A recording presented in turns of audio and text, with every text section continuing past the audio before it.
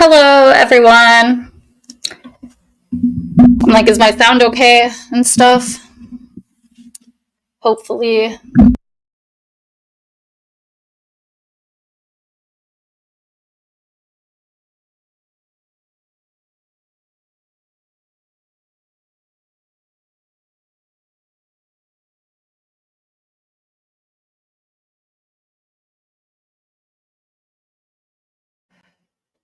Hold on. Like, I see. Is the sound back? We're good now, right? I'm like, what the fuck? Is it good now? Okay. I was like, man. Hello, here's Arkansas. She's on mute. We got Kathleen H. I have not seen you in forever. Hello, Betty Hayward. Joy Perry, Fumbler's here. All right, that's awesome. Miss W, if you didn't hear me say hello, because my sound went out, which was dumb. How you doing, girl? She just keep going back on mute. Way up, dude. Lita Ford. Yeah, I looked at that chick after LC said that I looked like her, and I was like, I guess kind of, but Can you hear me now? actually, no. Oh, I could hear you. It's not me doing that. The computer's saying that I'm disconnecting or something. I don't know what's going on. But I came over here to talk shit to you for being on mute, and I was muted. How you like that? That's funny. I didn't mean to be on mute. I didn't mean I was talking. I was asking people, can they not read sign language or whatever, read lips or something. But anyway, it didn't matter because I was muted too. So there's that. Oh. Hi, trophy wife. Long time no see. I'm like, remember her, Arkansas? Yes, where the heck did she come from? I ain't seen her in a minute. Came from Doug's. Like, that's where we met her. No, I should have said, like, where you been is what I should have said. Yeah. JD Jenny's here. Yeah, so I just figured, oh, Robbie, hello. Nobody was scheduled to go on tonight, and I was like, shit, I have my makeup on and stuff, like, I should go on, so I'm not being a total freaking bum today, so. She said, I have my makeup on. I know the feeling. I know what you mean. You know, like, well, like, the problem is that I've been having so much freaking back pain and stuff that it's, like, depressing, and I don't even want to get up and, like, be a person every day, you know? But I've been going to the chiropractor, and I'm starting to feel better, so hopefully that's, like, a step in the right direction for my life, you know? Yeah, that's good.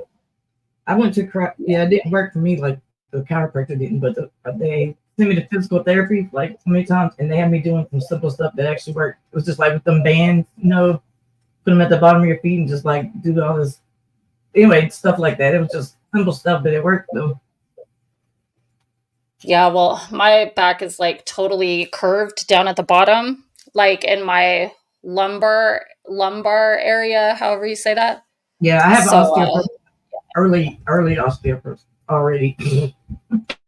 Already. Yeah, I'm starting to get, I have like a degenerative disc in my L5 and like some different stuff going on. So, yeah. Fascinating. I don't know if that works, Eddie. They would be gone already. No, I'm just kidding. That's funny. I know. Oops. Now that I'm on live, this happens every time. Now Jax has some kind of issue. He's needy. He needs something now. He's just gonna keep on. He just does that. That's your doggy? Yeah, he's such an attention whore. Sorry for cussing. Why do I need milk? Arkansas needs the milk. She's the one with the osteoporosis.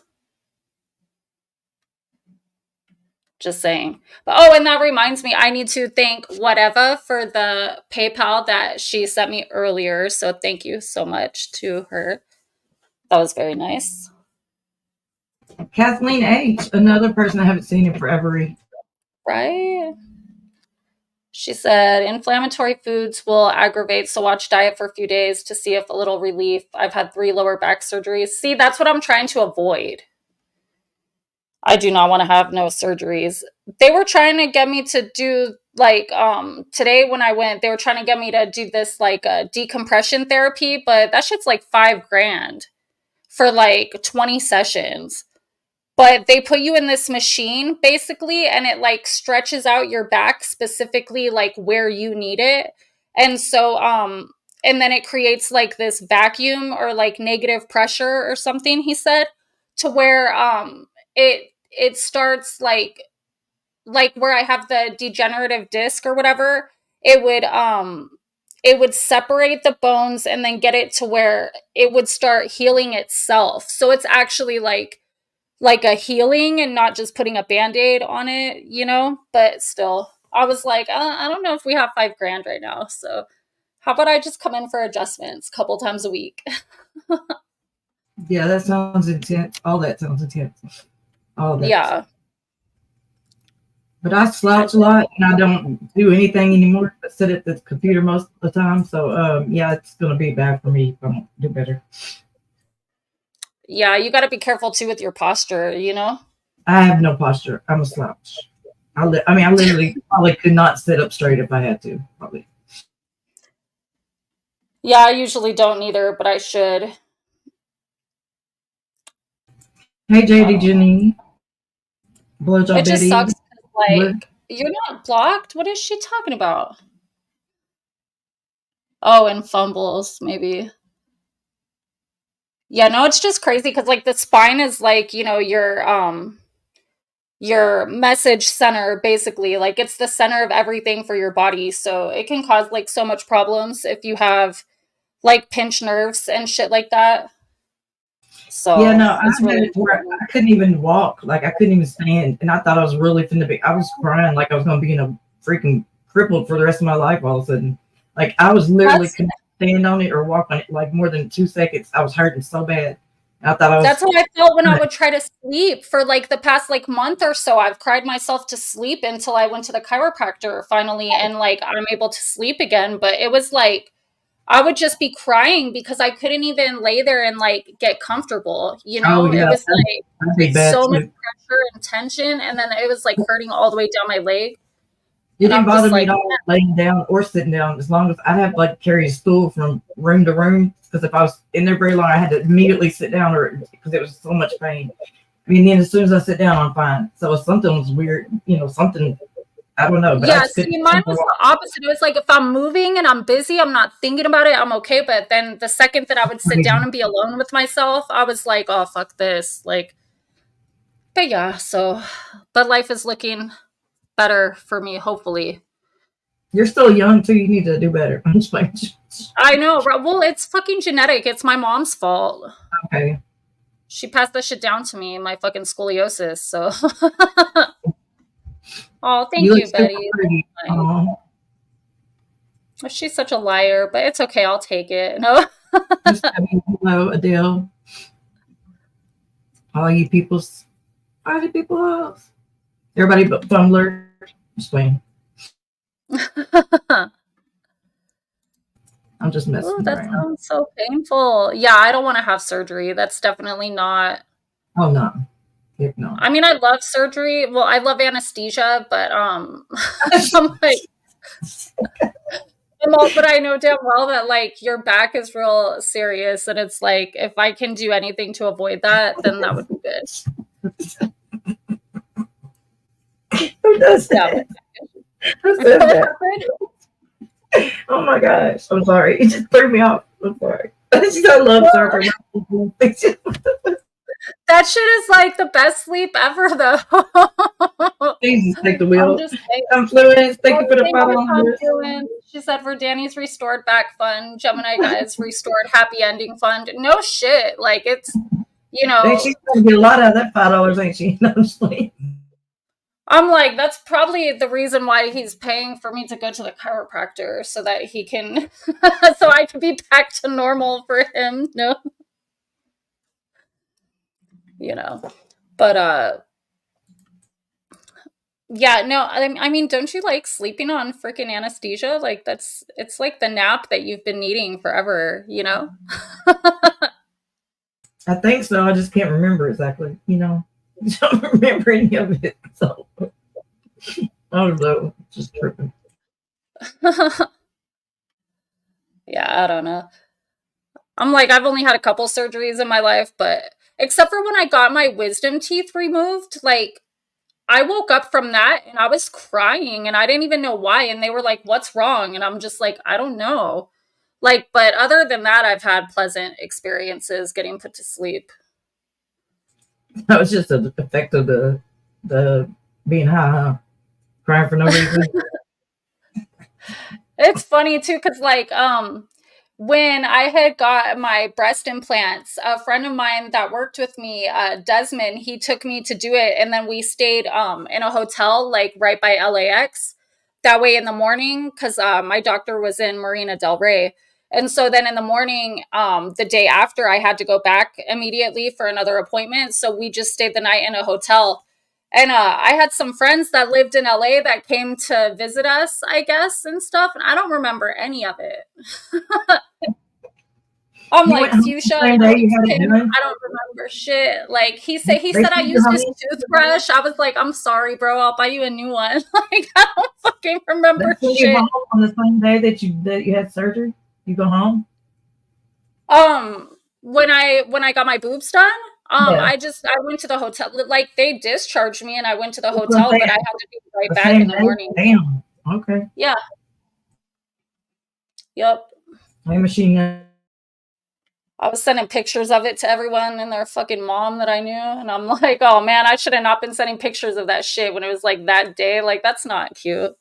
I don't know. Hey, machinist, what's up? I don't know, but I guess I was thinking they have to stay wrapped up or something. I guess I'm thinking like plastic surgery on your face and stuff. Maybe I don't know what I'm thinking about, but Well, no, that's what I'm saying. It is wrapped up and stuff. So I don't know why I was like thinking I should be sending pictures and shit to people. But oh, yeah, I'm like, I don't remember none of it. I was just like, oh, what the hell was I doing that day? But yeah, I don't know. even though I I've like tried compliments. very few times that I don't remember anything, I've never been able to get to that level. Not with alcohol, with anything. I've always tried so hard, but I just can't get there from here. That I can't remember some stuff. Even during my heart surgery, they kept me awake so that they could recreate the issue that was going on. That was terrible. But anyway, they wouldn't even put me out then. Which one is which one is he talking about? Which who? Oh, He highlight. said highlight confluence. I don't know which one though. You don't get to sit down there and tell her what to do. No, I'm just playing. I know, right? I'm all trying to listen. Yeah, fuck that. No. Okay, okay, enjoy Fast Eddie. Let's see what she said. Hey, Wonder Matters. Thank you for the barbecue Pringles. Those are my favorite. I love those. They're What? delicious. Who got barbecue Pringles? What of Oh, it? I They're said, who got good. barbecue Pringles? So how'd you get that? I'm joking. No, he just knows that I they're have my favorite. They're delicious. not had those yet. They're good. I'm still looking at comments. I'm sorry, trying to read all these comments now. Oh, her avatar. It says fangirls for Fast Eddie. Oh, damn, we didn't even read that the whole time. I missed it. Wow. I know. What I is didn't that? notice that at all. That's What is funny. that? What's that black thing? Is that a beard or is that a bunny? What is that? I think it's to protect her identity. I think it's like Oh, okay. Nice. gorgeous goatee, she said. Fantastic. That's pretty funny. Oh I'm man. glad you figured it out because I was still looking for stuff. Hey, Yeah, Jeanette. at least he said it's her avatar. Like that makes sense now. Hey Godless. That's funny. Oh dear. Yeah, I seen that Fumble put back up his live stream where we got to talk to Eddie for once. I was Yes, like, that's pretty cool. absolutely. That was funny. Who was it that thought that he actually sounded like Boomhauer? He don't sound like what I thought he was going to sound like. What I Me pictured him sound. neither. Yeah, it was totally different. I was like, He man, sounded like he was only like 20 or something. I don't know. He sounded like a youngster. A Stephanie. young. Hi, Stephanie. I love you. Oh shit, I need to turn this down. We're in trouble. Like, I don't even know how to. Freaking new phone. Like, that's I'm just gonna put it over here so it's not bugging. Like, No problem. No problem. Hey. Oh, that fast Eddie striking somebody. Hate that. Yeah, privacy strike. That's funny. If he had a phone, his ringtone would be butterflies. That's some kind of I have that on my phone for, it could be a ringtone, but I just don't. The fact that he said that, he must know something, huh? Yeah, that's see, buddy, I did have my last one forever, but it got to the point where I couldn't even charge it. Basically, like, I had to get the cord, like, where it was sitting just right, and I couldn't move it. I remember that. Yeah, and I was like, that's some fucked up bullshit. And then, so, yeah, I was bad. Hey, Junkenstein, whatever. I always do it wrong. I think it's Junkenstein. I think no, it's Junkenstein, because I remember he told me like Frankenstein and like all the other stuff. I think is it? I might be wrong. No, I probably am wrong. I'm probably wrong. I thought that when it was like IE, then it would be I. It would be pronounced I, and then EI would be E. Well, so I think it's whatever you want it to be is the point. What does that name even come from? And he told me, but then I don't remember already. So sorry. Hey, Stevie. Yeah, I want to know how he got that name. I know he told me that too. I think I want to say, but I paid a lot of attention to it. Thank you, love. Tell us. Yeah, it does matter. We want to know now, please. Could you re-explain it to me because I failed? I forgot it. I can't tell stuff right, so I'm just gonna stop rolling my head. I just remembered I was supposed to post a discussion question when I got like an hour left. Oh my gosh, you're smart. Say something smart so I can post it. I'm just like, what are you studying? Well, right now they're talking about critical thinking, but it's like about different communication styles and stuff. Anyway, I just have to post like responses to other people's discussions, and I hate doing that because I don't know these people and I ain't got nothing to say to them really. I'm just saying I hate it. I don't ever want to do it. I never hate it. I used to have to do that for school too, so I know what you're talking about. Trying to pretend like I really got something to say about back and what they're fucking. Anyway, I'm sorry because they. I have a discussion question for you. How come common sense is not that common? Because people were dropped on their heads and their moms did drugs and stuff like that. No, I'm just playing. Not always. No, I'm just joking. I don't know. I'm like, my mom smoked a shit ton of weed when she was pregnant with me, and I have freaking common sense, so yeah, I don't think that's it. Everybody's just not as smart as us, Danielle, you know? I don't know. Maybe it's because our parents did drugs with us. I'm just playing. Regardless of what's the question. What was the question? Hi, Denise. Glad to see you. So explain common these days. The question, and I was telling her to post the question, why is common sense not that common? There you go. He said under the influence. Well, there you go. That's good reasoning. That's funny. Oh, I don't have anything to say to these people. I got to do something. Jesus, I think. Natural selection has been thrown off course. There's too many warning labels. I think actually we've been socially engineered to be the way that we are as a whole, but that's, that's a conspiracy for another time. No. Hi, Jim Coddington. Welcome.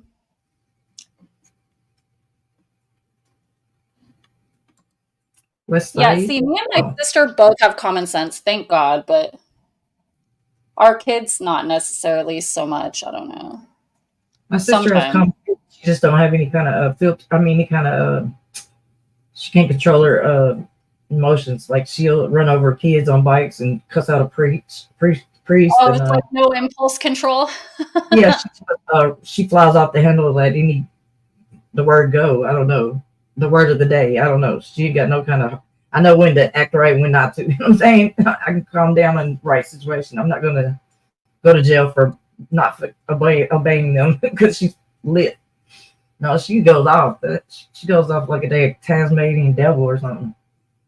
Can't take her nowhere. So Gen X thinks it's because a while ago it used to be a we society and now it's an I and me only thing. Oh, that's deep thinking. Confluence said it's deteriorated every generation since the OG term. What's the OG term? That's how dumb I am. Boomers? No, I don't know. I ain't rich.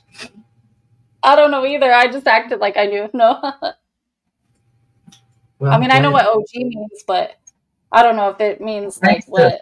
Original gangster? Yeah, original gangster. Original baby gangster.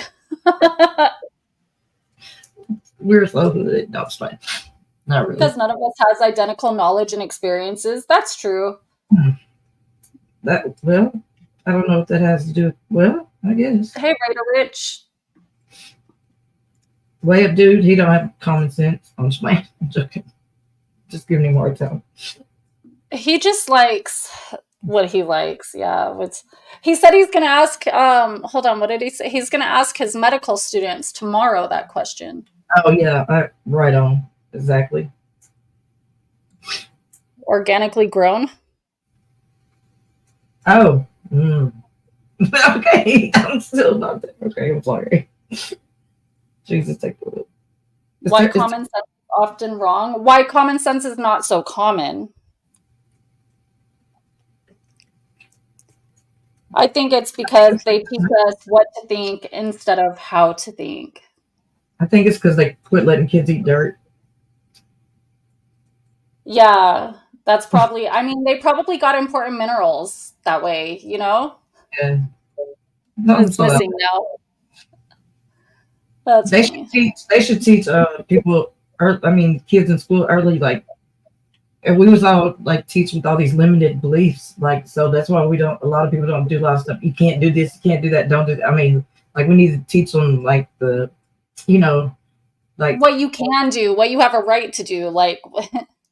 No, just like everything we say, like holds people back. We're instilling stuff into kids, as we're raising them on accident. You know what I mean? To where it like sticks in their brain, and then they're just like, I don't know what I'm trying to say, but I can't never tell shit right. Abort. Never mind. But I'm big into like neurology, like how you never mind. You have to be there. I'm through. I'll get back to you. No, you're saying though, because it's true. It's a social conditioning, and I think it's meant to be that way personally. By the powers that shouldn't be. And she said, like, can common sense be taught? I would think it would be like, it would just, if you knew how to think critically, which is why I even asked that question in the first place, because Arkansas said that her discussion was about critical thinking.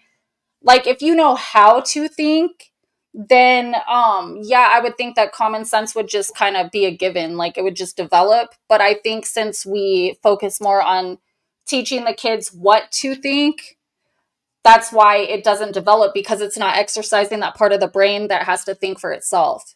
So explain what common sense is even. Give me an example. I would say that common sense would be like when you approach a situation and just being able to analyze correctly, like what's going on or what would be the most efficient way to do something, or you know what I'm saying? Like, I guess kind of problem solving, but like just a quick, like just knowing, you know? Yeah. Like it would be like, common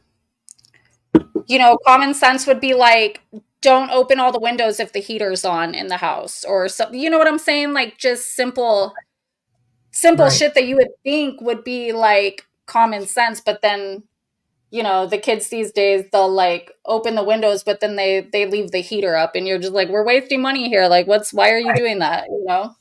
Right. Hey, George. Do book smart or street smart people have more common sense? Probably street smart people. Because they have to. Because if they don't, it could be It could be dangerous. Detrimental. Yeah.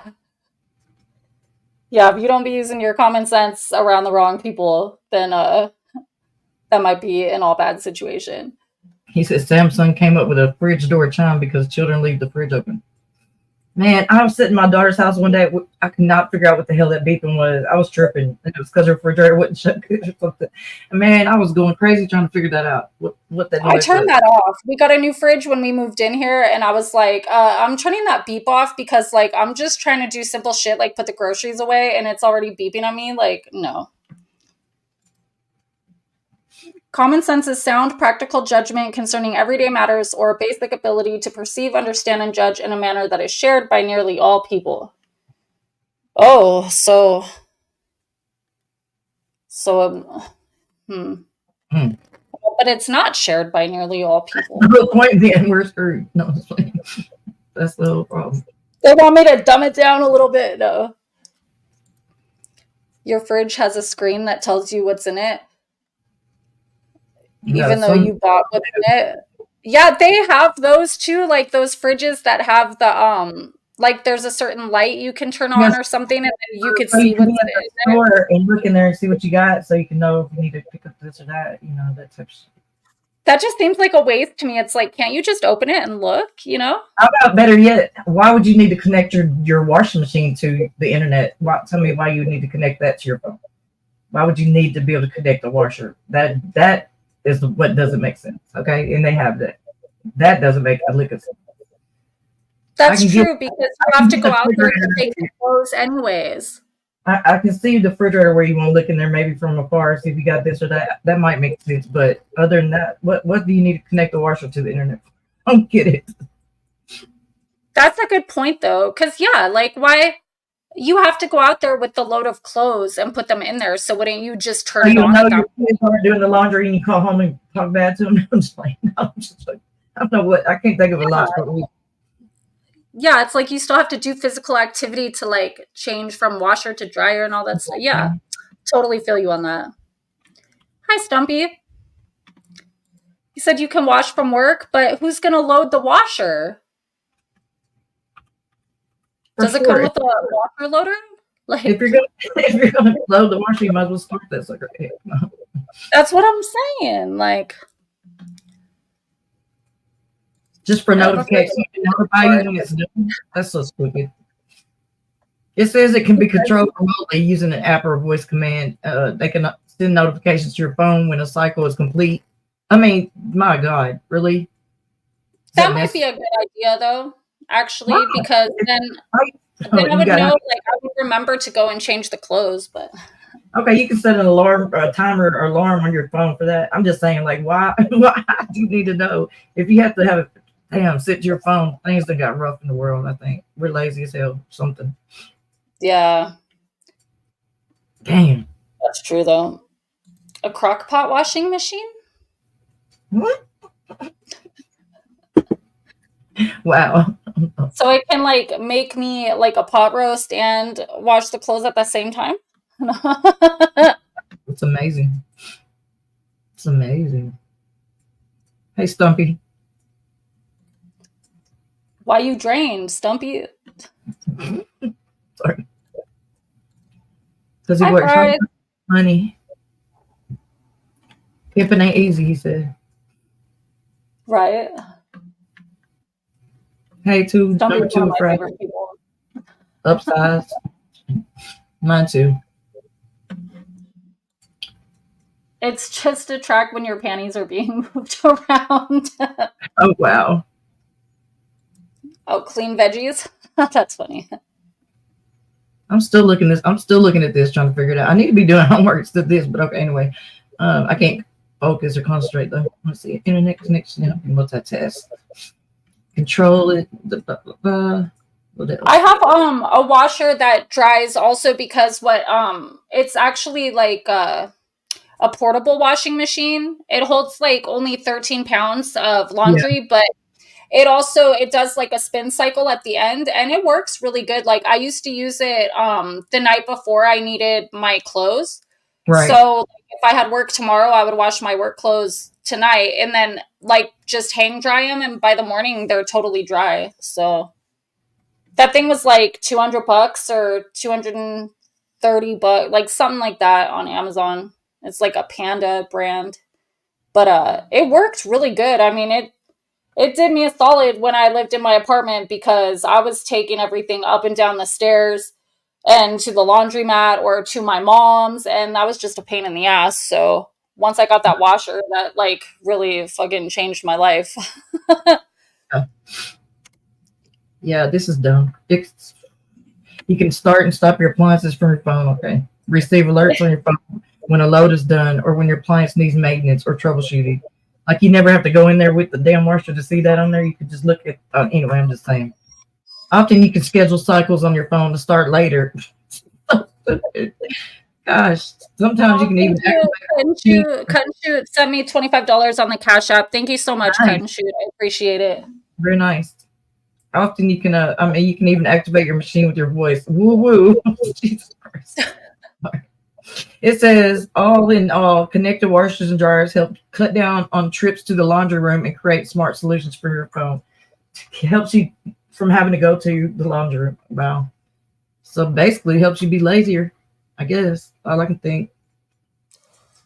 Yeah. That's stupid. Why would I schedule the laundry to go later if you already got to have it in the I just saw insanity. I'm sorry. I'm done. I ain't looking at this no more. I hate these smart washer things anyway, the digital ones, because you can fix the other kind that like so easily. Washer and dryers both, and I have to do it all the time for mine.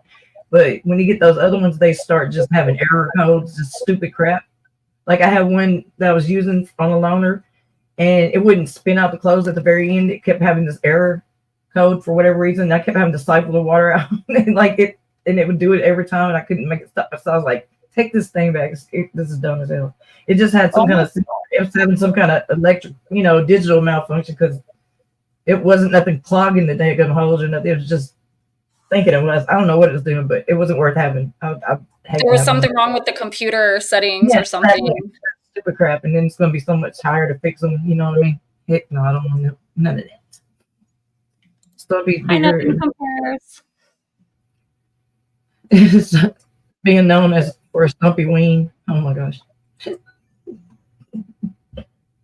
Thank you, Cut and Shoot. Oh, that's so sweet.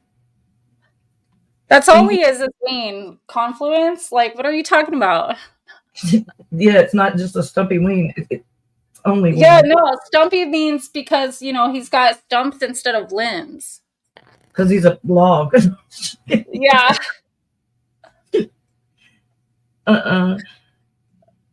Yeah, I'm like, you missed the whole meaning of that name, Confluence, because it's not that one. No. Think bigger and you can become a real boy. He has to do everything with it, so I'm sure it's pretty strong, and that's all he's got. Your chest freezer's temperature control board went out only 2 years. I was thinking you were going to fall in that the other night, and I wasn't going to pretend like we was going to save you or anything. We're just going to be like, what happened to Godless when he fell in his deep freeze? He kept going in there. I'm sorry. Never mind. Sorry. Yeah, you know what pissed me off? I bought this ice machine that makes like the Sonic ice, right? Like what's it called? Right. The Opal is what the machine is called. And that thing was like almost $600 and it quit working like literally after like not even a year. You can go buy a bag of Sonic ice for like $2. I do all the time, but I'm there all the time. It's like I was making my own, and then I know that it's all clean and that, you know what I mean? Like I'm cleaning my ice machine all the time and everything. And then all of a sudden it just stopped freezing. And I was like, what the fuck? I mean, I still have it, but I need to get that shit fixed because I was pissed. I was like, that shit was like $600. To get it fixed. Damn, that ain't worth it. I'd rather eat dirty ice. Yeah. Just fine. But it still shouldn't have been fucking broken after like a year, but it had all the Wi-Fi where you can hook it up to the phone and like all that stuff. When exactly that type of stuff is gonna like Sonic ice is like the really soft, like crushed ice. The really little small pebbles. Tiny, yeah. Like hamster pellets or something. But not clear. That's the thing. On the show that I'm on every day, Tipsy Bartender, he makes his own ice, so he has clear ice, for the drinks, and it looks better and all that stuff. And he shows you how to make clear ice, and it's cool. And you could do it that way. So, well, it wouldn't be this bite size. Never mind. It sounded good though. I think the warranty's up though, Denise? That's the part that sucks. I think you have like a year warranty. I didn't get no extra shit. I probably should have, but I didn't. Hi, Traveling Fools. How's it going? What the fuck is a Zaxby's? I've never even heard of that. It's a restaurant. I mean, I don't know if you call it a restaurant. It's a food place, I guess. Craft ice maker. Oh, that's nice. A new free fridge. Must be nice. Yes, I did, Fast Eddie. I got it on Amazon. I love Amazon. Don't hate on Amazon. No, I'm a very Amazon has the brand name stuff though. Like, I'm a very promoter of Amazon Prime, and I have been ever since the year they started. And I'll still promote them. It's like I'm a representative. Like I get paid for that shit. I mean, I love it. It's amazing. But like they even I hate how sometimes you're looking for something and it's like it wants to show you all the sponsored results, like sponsored, and it's like I keep passing that shit, It don't never do me like that. I don't know, but it's got everything you could ever imagine you wanted. It's got everything, even body bags or anything. It's got it all. Fast Eddie, genius. Do you read this? Yeah, I'm not going to participate in this conversation. I'm just joking.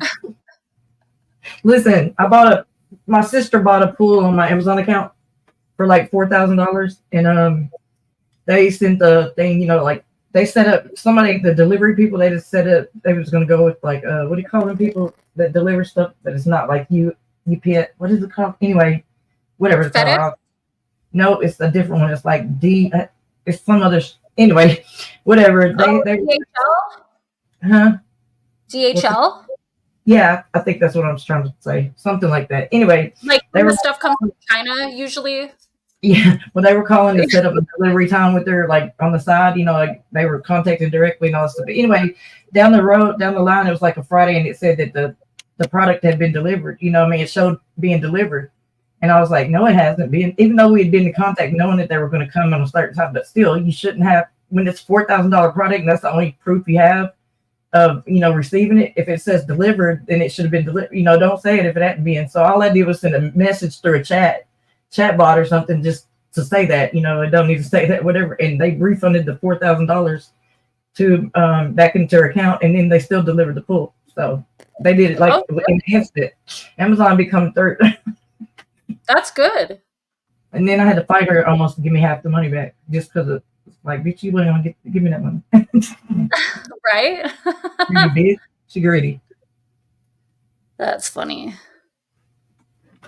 No, you don't keep it and send them a brick. You buy another one of the broken thing and then send back the broken thing. Send them a brick. Jeez, haven't you ever done anything?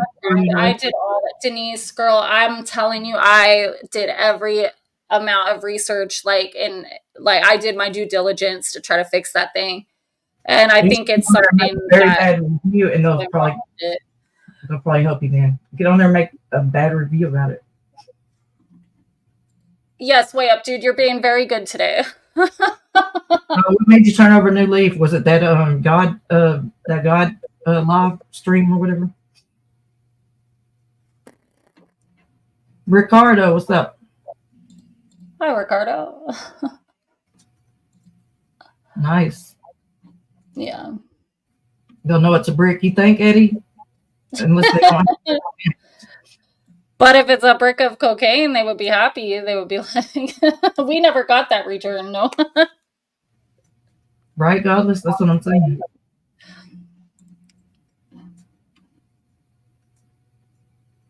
Yeah, that happened to me one time too, actually. Where I was actually buying like this like spy watch thing that has like a little like hidden camera in it, just because I heard that somebody that I knew had one and I wanted to see how they worked, like if it really took good like videos and stuff, which it was really shitty. But but yeah, it was like it said that it was delayed delivery or whatever, and then they were saying that there was like a problem with it and shit, but I ended up getting it like a week later, even though I got a new one. Right. Like in the it was weird. I don't know. One time we were waiting for the baby shower, like some just some game card. It was something simple anyway, but I got a delivery and it wasn't that. It was had another lady like in Oklahoma's address or somewhere where it's supposed to be going to. I don't know how I got here. I was really confused. But anyway, it had like some senior aerobics, like from your chair aerobics or something. Aerobics to do in your chair for aerobics. So shit that I didn't want to keep. So I was like trying to give it back to them. And they were like, no, just keep, you don't need to sit it back. Like and it's not nothing I wanted to keep. What am I gonna do with this mess? Machina, that is the real reason, because somebody that I knew, I heard, was taking videos with a spy watch, and I wanted to see how likely that could actually be, like how realistic that could actually be. Seems like a spy watch. And then I figured I could also do stuff like record inside the courtroom and stuff like that when we went to court, if it worked really good, you know. Yeah, they have those like other kind of cameras that would probably be better than a watch, because you'd have to hold your arms a certain way like this when you be filming. I mean, it would be kind of awkward. I mean, well, it's only because the person had they wore like a smart watch, but I was like, oh my god, I wonder if it was like one of those fucking secret spy ones, and that's how they got videos of me that I didn't fucking give them permission to fucking take. And then I was just doing my own investigating and stuff, but. No, if you run water, then a bug can't work right. Mess it up if you run water or something. If you're under surveillance, just run some water. Yeah. I'm just talking. I have no idea what I'm talking about. Don't tell nobody. Oh, look at that picture. Oh, look at that. Just look at it. Would you look at it? Would you look at that? Would you look at how times ago? Would you look at that? Would just look at it? Would you look at this? What was his name? Bassmaster or something? Yeah, Ed Bassmaster. Oh, Bassmaster. Is it Bass? Hell, I thought it was Bass. Oh, I don't know. I said Bass. I don't know. Probably you're probably right. Who knows? Just look at it. Would you look for something like that? I don't know. Hell. Yes, I'm experimental sometimes. Experimenting isn't bad. Yeah, just not in not in that way. Vanilla. Vanilla. It's funny because Stiffy's all, just so everyone knows, I'm not a freak no matter what Arkansas tells you.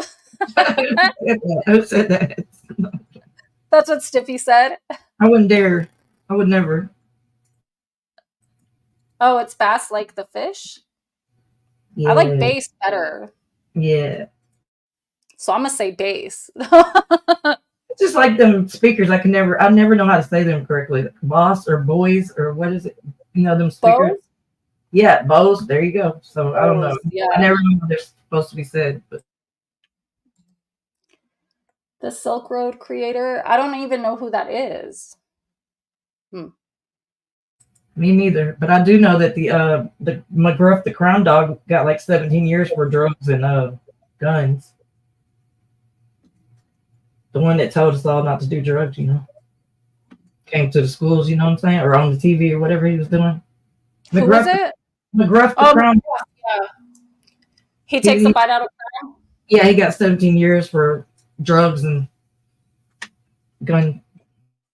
Oh shit! No way.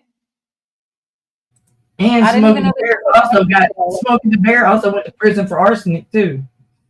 Go figure. I always knew that bear was just going back to the scene to watch his own crimes. Like, they do that, What's your Venmo? Confluence wants to know. Oh, what is it? I think it's the same thing. Wait, it's the same thing as what? I think it's Arkansas 99. Arkansas 99 is the thing. Girl. Put it in the chat. I was looking for it to be scrolling on the screen like I was somewhere else or something. Oh. That's funny. What is it? Oh, it is Arkansas 99. Okay, sorry. I'm slow. Girl, I can't see nothing. You're not old yet. Damn. Never mind. My eyes Like this? they're crap. I just can't. Yes, ma'am. Okay. I can't see anymore like anything that is smaller. Like numbers just blend together now, and I mean, I never had this problem. Now it's like the worst. I cannot see it all. Like just all of a sudden, I don't know if that's just When I part of used to go to raves a lot, my vision would be really blurry like that. when you did Like what? people's faces, when I would go to raves and stuff, it would be like for a few Oh, days God. after the rave, Well, my eyes would be so fucked up, and it would be like people's faces would just look like just black. Like I couldn't even see yeah, people's that's faces. a whole other type of thing. That's called the effects of. That's a Just whole. saying. I'll be like, that's from having LED lights like this close to your face. Or acid. Either one. No, I'm just playing. Joking. I've never done acid, but I'm just playing. acid scares me. I did shroom. I picked shrooms from Calipoop like a long time ago before they had them like selling them in stores and stuff. And I had a bad trip because I drank tea with like 40 of them in it, and it just hit me all at once. I didn't realize I was. From Calipoop? I don't think you're supposed to do the Yeah, ones from Calipoop. that's how you had to pick mushrooms back in the days before they actually made them like commercially. Ask Yeah, I'm anybody. like, I know people who grow them, and they don't have no cows. In chat. That's somebody. Somebody knows. Somebody back me up on this if you are old enough. But I think some of them are just like poisonous. Like, yeah, they'll probably fuck you up, but it's because it's poison, not because it's a hallucinogen. I don't know. Don't make me Google this mess. Make me justify Google myself. it. Oh, that sounds pretty intense, though. Yikes. I don't know if that one's true, though. Is that really? I thought that was like an urban legend that Marilyn Manson removed ribs to blow himself. I always thought that was fake. That's what I'm saying. Way up, dude. Like, she's right. What the? Oh man. I don't know. Oh, thank you, JD Jenny. Yeah, he was a little bit androgynous. That was like the point of the whole character, I think. I think it was like to he was one of the first ones who actually did that, now that I'm thinking about it. Oh hey, we got another one. Hi, Pencil. Hello. How's it going? Good, how are you? Good. Sorry I'm late. Got sidetracked at work on my way here. Oh, you're okay. What's happening? We were looking up, well, Arkansas is looking up online if back in the day hallucinogenic mushrooms used to have to be picked out of cow shit. We do. They grow on cow dung, it says. Oh, wow. I don't think I ever picked them out of cow shit, actually. I come from a memory. No. So maybe they do. I don't know. Well, it is what it is. Yeah. True. True. I don't even know how we got on that friggin' on that subject anyway. People's faces melting, and that reminded me of it. That's exactly what was happening. My face was melting, swelling with dots. All that. It was just wild. I was melting into the concrete when I stepped out of the car. There was a horse on TV talking to me. It was a lot of crazy stuff going on. And I told on myself. I told on myself, my mom and dad, and told them what I had done because I wanted them to help me knock me out, give me some Xanax so I could go to sleep and make it all end. It was a bad trip. Yeah. Thank you, Joy Perry, for the $1.99 super sticker. Junkenstein said he picked them in Florida out of Cap. Ooh. Oh my God. Even you, Kathleen H? Ooh. To Amish farms? Thank you, Kathleen. I'm so glad somebody came through.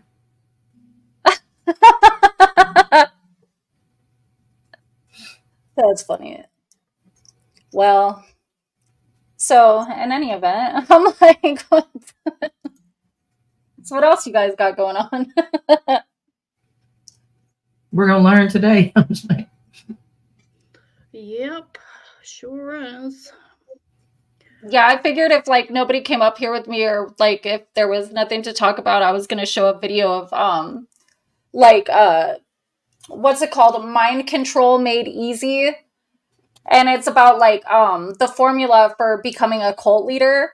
And I was gonna play it and be like, does anyone recognize any of these tactics that people use, you know, to try to get people to follow them? And I'm sorry. No, I'm laughing. I'm laughing. I was going to tell Web Dude to not try to silence me. I don't appreciate it. Yeah, don't do that. Don't ever silence her. Sorry, that went right over my head. Sorry. He told us talk about. He said enough cow shit talk. And I told him not to try to silence me if I want to talk about cow poop. Ah, got you. Thank you so much. It is a great topic, Machinist, because a lot of people get on YouTube and they use these tactics to get people to follow them and like make nonsensical decisions based on it and like sell their soul basically. And so yeah, but maybe I'll do it on like its whole own show, you know, probably, but so I can really go over it. Yeah, unless we get bored. Yeah, it's incredible how people just believe everything that comes out of YouTube creators' mouths, eh? And then I was also, so like, you know, for anybody who doesn't know, I've been like really into the whole like Scientology, like protesting movement and stuff. I've been like following all that and everything. And so I've been learning a lot about Scientology because they're extremely, extremely culty out of all the religions. Like, and they like traffic children, and it's really bad. Like, they really need to get their 503c, whatever it is, like tax exempt status taken away, because basically the IRS is like co-signing on them, like abusing children and stuff, and using them as like slave labor. And, you know, there's all kinds of things going on within the church that they don't report to law enforcement because it's against their policies and stuff. But anyway, I was reading the other day about some, it's called black propaganda that they use. And what it is like, anything that somebody can say about you, it's like always having like a comeback to it, right? So it's, and they say like attack, don't defend. So like it's crazy the way that it's like, it's basically like discredit anything that somebody else says by making them look worse and like less trustworthy than you, and always being able to prove something. And like, yeah, she said, black propaganda is a form of propaganda intended to create the impression that it was created by those it is supposed to discredit. Yeah. Right. So I've never heard of that like, you know, you're the one that actually did something wrong, but instead of like addressing that, you would turn it around on the person who accused you, like and be like, and they try to they're always trying to attack us, you know, like. Yeah, like, just like when you catch somebody up and they try to flip the script on you and try to, you know, talk about something you did wrong. I'm just joking. I was just like, man, I see black propaganda on YouTube like 5 days a week, you know? It says that it's contrasts with gray propaganda, which does not identify its source, as well as white propaganda, which does not discuss its origins at all. Origin. How do you say the word? Origin? Dang, why couldn't I get that out? Origins. I don't know. They're not lizard people. It's Scientology lizard people. Oh my God. No. They think that that they have body thetans all over from Xenu, the evil alien leader from another planet from all those billion years ago and whatever. I know you're not old enough to remember the V people. I mean, it was a series back in the day. Do you remember that? No, exactly. But anyway, it was like, it was lizard people. I mean, like, or I don't know, it was something like, if you peel away their face, they're green. Never mind, you had to be there. They're lizard people, I think is what they are. Oh, I know what you're talking about. You had me look that up one day. Oh, okay. It was a good show. You should have watched it back. I've never seen it, but sorry. Yeah, and that's true too. Like, how does the fact that sci-fi doesn't make people question the validity of the story? What's the chance that we had this conversation before? The same. That's terrible. Why was we talking about V people multiple times? I have issues. There's that series on Netflix. I don't know if you've seen it. It's about a cult where they get people together, couple people, and they say that that's their love partner, and they make them do all this really crazy stuff. It's just out, and then to the point where some of these people actually change gender. It's just really nuts. What's it called? Oh, I can't. Someone will most probably know in chat. I can't quite remember what it's called, but it's basically it's a cult like, and people go there when they feel lonely and stuff like that, and they just end up saying this is your lifetime partner, and they kind of just blackmail them and really. Are you talking about the twin flames? Yes, that's it. Oh my god, those people are freaking crazy. They were like pairing people up with like people in the Facebook group, and then they were like saying that if it didn't seem like it was working or whatever, they're like, no, you're just not trying hard enough, because twin flame relationships are supposed to be fucking this and that, and like basically gaslighting them into thinking that it's that's the whole thing, is that people who are trying to mind control you, like, they will literally put all the blame for anything that goes wrong in your life onto you. Like, if somebody did something to you, it's your fault. You pulled it in. If, like, just whatever. Like, and then the moral relativity also is, like, a huge thing, where it's like, it's okay when we say it's okay, but not tomorrow because we changed our mind. But only with you, it's still okay when that person's like that, Yeah. That would, on Arkansas, so if you haven't seen it, or anybody in chat hasn't seen it, you should watch it. It's just mind-blowing. How these people just get, lulled into this false sense of reality about I can never understand why people would ever even, latch on to something like that in the first place. It'd be different. Like, I know they used to send kids to, like, for behavioral reforms or something, like, and they would talk about being this one place, I forgot what it's called, but like that, it was cult like, you know what I mean? But if you're like in an environment where you're there for a different reason and it turns out that way, I could see how they could screw you up with your mind. But how did you like willfully go into something so crazy? Like agree to join some stuff like that?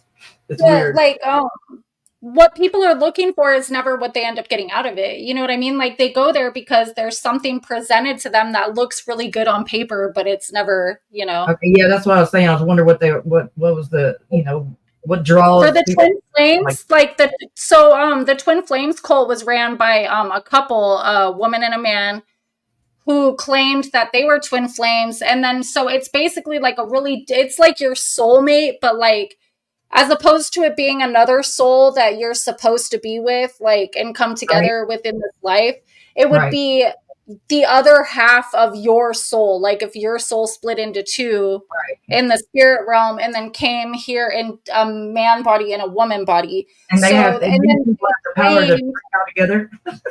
Yeah, they claimed that they can that they would know who that is. And that's the problem too, is because people in this cult were not like choosing their own people from the twin flame group on Facebook. They were being told, this is your life partner, this is your twin flame. Right. Which is kind of weird. B wanted to know if I interpret dreams. I would like to know what the dream is, and I can tell you I don't know if I'm accurate, but I could tell you probably what I would analyze it to be, because I actually do like doing stuff like that just for fun. I mean, even these. Oh, sorry, Danielle. Go ahead.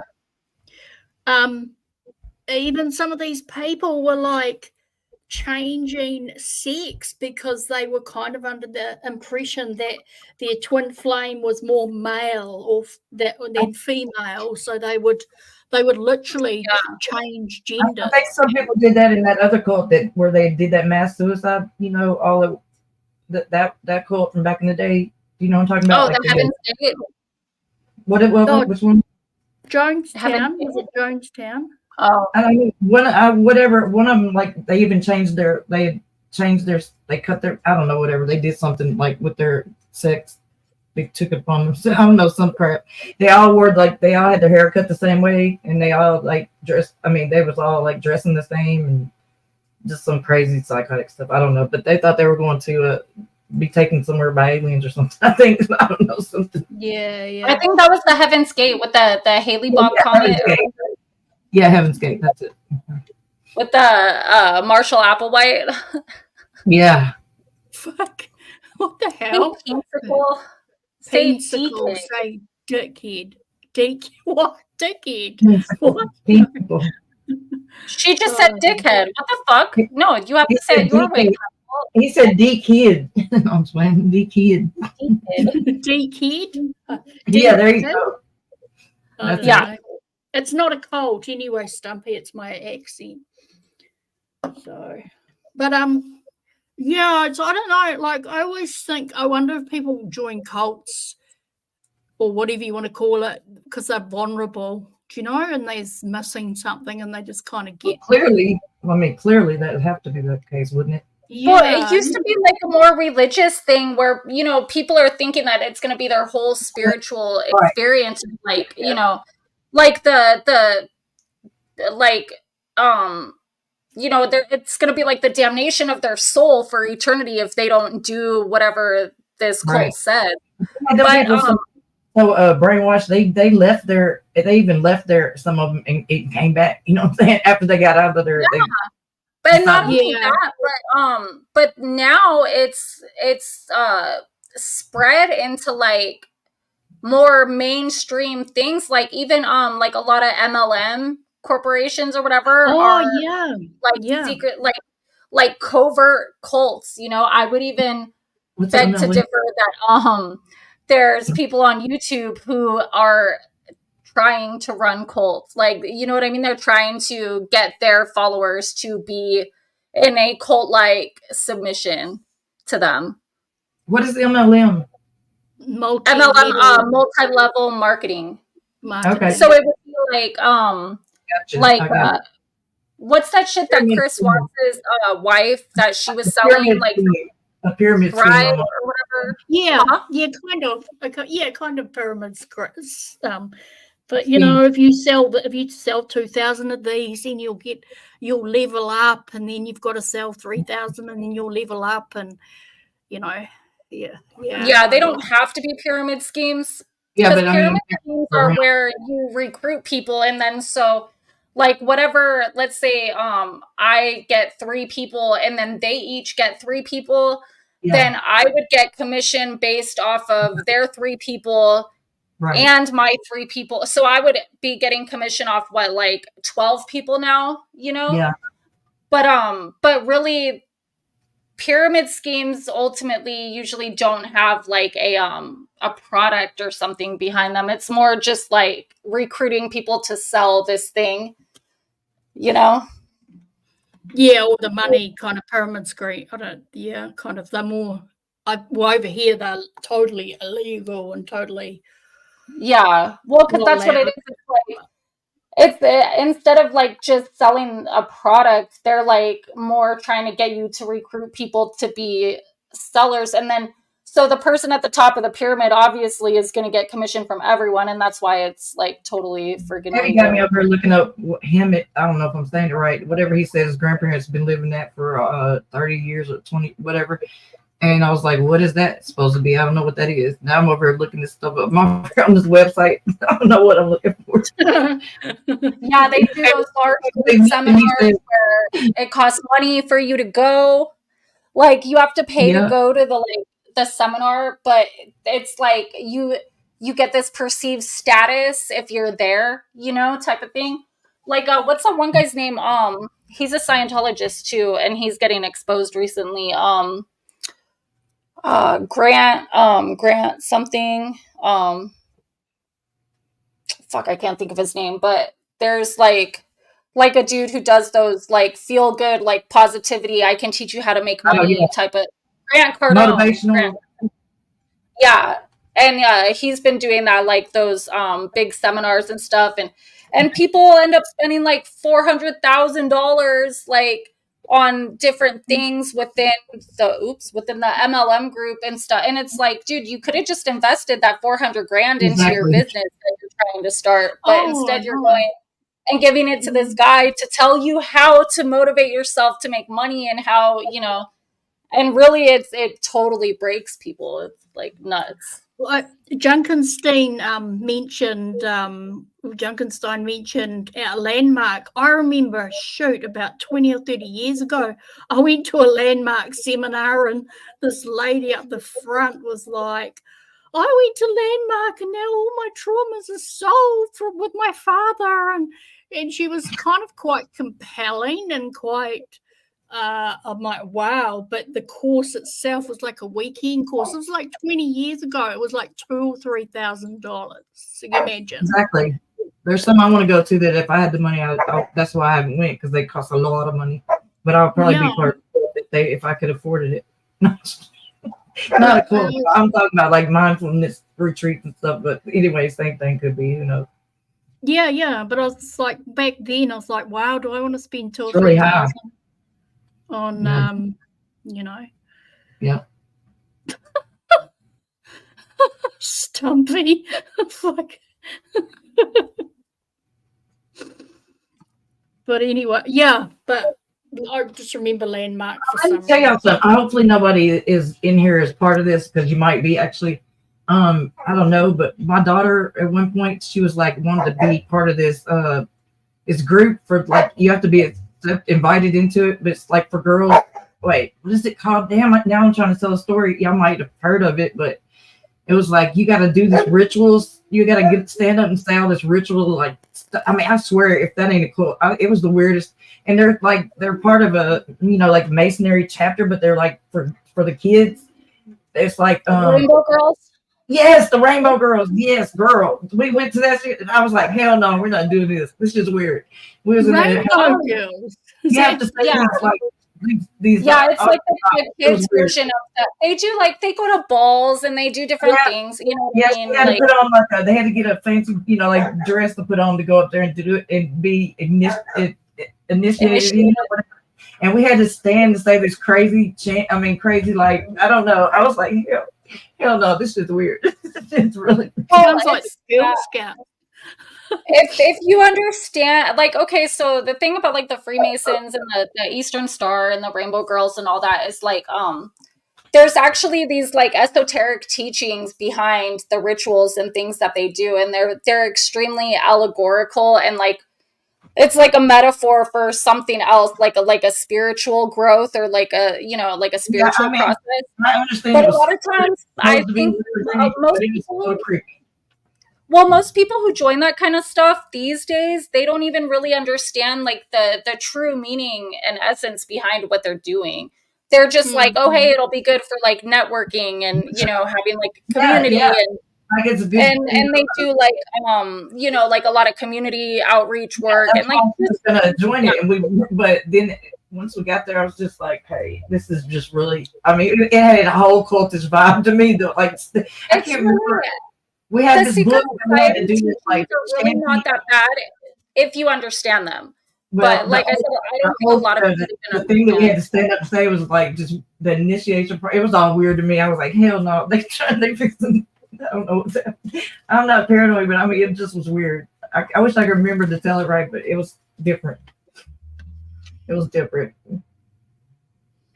For some young girls to be, I don't know. So I would say, so B said her dream, she was swimming in a blue clear lake, a beautiful black panther with shiny fur strolled right next to me. I petted it on the upper right shoulder, then I woke up. I think that sounds actually really pleasant, and It could just be maybe the fact that it's like a black panther, like something that's like, you know, kind of like a wild animal or whatever, but it was like if it was calm and came right next to you and everything, that might represent some kind of challenge or fear that you may have had. And then but maybe like you're getting over it. So that's why it's like it got so close that you were able to pet it, and then you woke up, and then if you look at the lake was really clear and blue and stuff too. So that would represent like peace and just calm or whatever. So maybe you had some kind of like struggle recently or some kind of fear you overcame, something like that. That's how I would interpret that, but I don't know. I kind of saw it. I don't know anything about interpretation of dreams, but I kind of saw it as what you're saying. But the Black Panther, because they're very fast, strong, like full, like quite, what's the word? Fierce animal. So I kind of saw it as an inner strength, actually, to be honest. Oh, like an inner strength? Yeah. Well, that's what I'm saying. Like something that's overcome, like that's been overcome, you know? Yeah. I mean, I don't know anything about dreams. I just know that I fall off cliffs all the time and then wake up. Oh my God, that's the worst. Or I get chased with guns for some reason. Or on your back where you're like awake but you can't scream or move or whatever. Have you ever had that? Like you. Oh yeah. That's I think you call it a witch riding your back or something. I don't know what they say. Anyway, something like that. But yeah, the worst one for me is when I have a dream that I look out a window and there's somebody already standing there and they're looking back at me. That's my biggest fear in this entire world. And like when people do that shit to me in real life, like I freak the fuck out. I'm like, don't do that. Well, first of all, if you have that happening in real life, you might have some issues anyway. No wonder you're freaked out. Why is people? Well, no, but like, okay, for instance, like Gemini the other day, he was walking by, like I was in the living room and I was mopping the floor, so I told him he had to stay out in the garage for a few more minutes until I was done, right? And he came to like come inside, and then like the blinds were open, and I looked up at the window, and he was standing there because he was like looking to see if I was done. And at the same time, I just so happened to make eye contact with him, and it fucking scared the shit out of me. And I was like, you know what, motherfucker, you know that I'm scared. Like, you know that that's one of my biggest fears. And you're really going to go and fucking do that shit to me? Like, I was pissed. But I mean, I know he didn't mean to, but I freaked the fuck out on him. Like, I was like, why you try to do that to me? Like, yeah, dude was in the cult. Coming in. So that's he was in the cult in the 80s, and it was called chicken chokers or something like that. Just saying. Poor chickens. I always get chased by guns. People with guns trying to shoot me. What does that say? Oh God. That's not being mean to people before somebody kills you. No. I know. Honestly, I'm like, do people hate me because I'm always chasing me with guns all the time? That can be good for sure. It's weird. Weird. I don't know about these school dreams, but like I think that we've all been tortured with like the school dreams, and we show up and we're like, whenever I have a dream about school, it's always like my elementary school, but it'll be like in a high school type setting, like mentally, you know, but then it's like, but the physical location in my dream will be my elementary school. And it'll just be like, yeah, like I came to school and I can't remember where my classes are or like whatever. I think that that's just like, you know, some kind of like trauma from those school days that's like finally getting itself out of your subconscious. No. Damn, Lambro says she had wolves chasing her all her life. Like over and over. Just a pack of wolves. Damn. You see what Fauci is going through it. I would never go to sleep if I had all these traumas. No, please. I would say that represents some kind of fear that probably was plaguing you over and over. The only kind of nightmares I have is, well, whenever me and my his daddy were together, we were like, if I ever die, I'm gonna come back and haunt you type of shit. Okay, we always made jokes like that. Anyway, the only things I have, I literally wake up crying at times and stuff. It's just always about him doing some bullshit. It's always him doing some bullshit, like cheating on me or taking my car or just some dumb shit. And I always wake up upset and mad. And it's like he's the only person I dream about. I don't dream about my daughter that I lost or, you know, whatever. She's never in my dream, but he's like haunts me all the time. It drives me insane. Me and Mark used to say that too, that if one of us died, that we would haunt each other, and he doesn't come around at all, ever. And I'm like, and I would get mad at first when he first died. I was like, where the fuck are you? Like, you said you would be here. No, I don't know how to get rid of him. It's driving me crazy. I hate it. I don't like it. So. Well, can he go tell Mark that it's okay if he comes and visits me once in a while? Like, I got some stuff I want to tell him. No. Do you know, I've had a couple of dreams where I've woken up and they have seemed so real. Like, I had a dream my friend got killed. And I woke up just freaking out, and I actually texted her to ask if she was all right, because I was left with feeling like something had happened to her. And I'm texting her going, are you all right? And she's like, yeah, why? And I go, because I had a dream that you just died. But it felt so real, you know, when I woke up. Yeah, I know. I've had those. Like, I've literally been crying after I woke up and stuff. Just bad. Yeah. It's quite freaky. This dog is trying to make me take him out, so I guess I'm gonna have to do that real quick. I took him out earlier, and he got these two while we were coming back to the house. These two pit bulls just got loose. I mean, we're just loose. Ran up on us. You know, I've already had him locked up with the pit bull before it, and I'm like traumatized by it. But anyway, so I was trying to get him out so fast. I hurt my hand, my foot, left my shoe outside. They were steadily coming, and he was like ready to get bucked on. Like, I don't know why he was ready to protect me. I don't know what he was doing, but then I was like, I got hurt so bad and terrified. It took us a while to stop shaking after we got inside. Even he was shaking. But I screamed over at the lady across the street, like, they need to be on leashes because that's the law here. And she tried to get cocky and smart with me. So I ain't been taking him out all day because I'm terrified that's going to happen again, because they keep she won't keep him freaking on a chain or something, and it makes me mad as hell. But because it's terrifying, y'all do not even know. He was locked up with a pit bull. I was like, it was the worst trauma ever, like trying to get them apart, and it was so traumatizing. I can imagine. And it cost me $1,000 at the vet just to go get stitches and stuff. So B wants to. She has a question for you. That's funny. We are allowed to have guns. B. We are. Yeah, fast Eddie. We are allowed to have guns. B. In our country, rifles, shotguns, but none of those crazy guns that you have over in America. What do you call it? But also, we're not allowed to carry. Hand What do you call it? What do you call or it? Semi-autos, or yeah, but either way, she doesn't like them, so I don't think she has any. Like, that's for sure. Yeah, but we can't carry open carry and all that. Even our police don't carry guns. So yeah.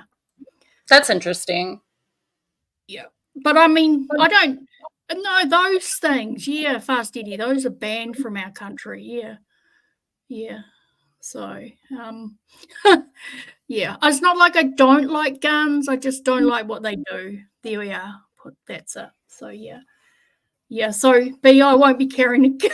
I can't imagine me carrying a gun. That could be funny. Sorry. Like a big one, like over your shoulder.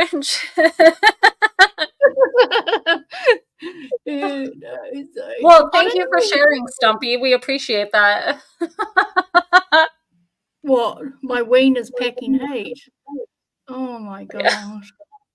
Stumpy's quite entertaining, really, eh? Yeah, he's one of my favorites for sure. Yeah, I agree. But yeah, so there we are, B. I hope that answers you. But no, you can't carry your pistol in your handbag, or people just don't carry those stuff around here unless you're a gang member or a drug dealer or something. Then I'm sure they've got them. But yeah.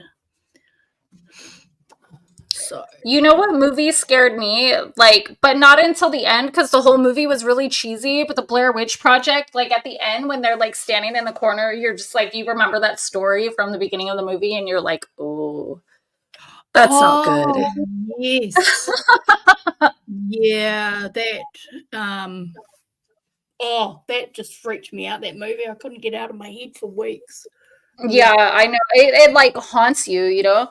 Or like the when I was a kid, I really didn't like the Freddy Krueger movies because my sister used to like torture me a little bit with like she would pretend that she was like asleep and that like Freddy Krueger was inside her body and stuff. And so I'd like go to wake her up and she'd be like, help me. And then like I'd get closer and she'd be like, ah, and like scare me and shit.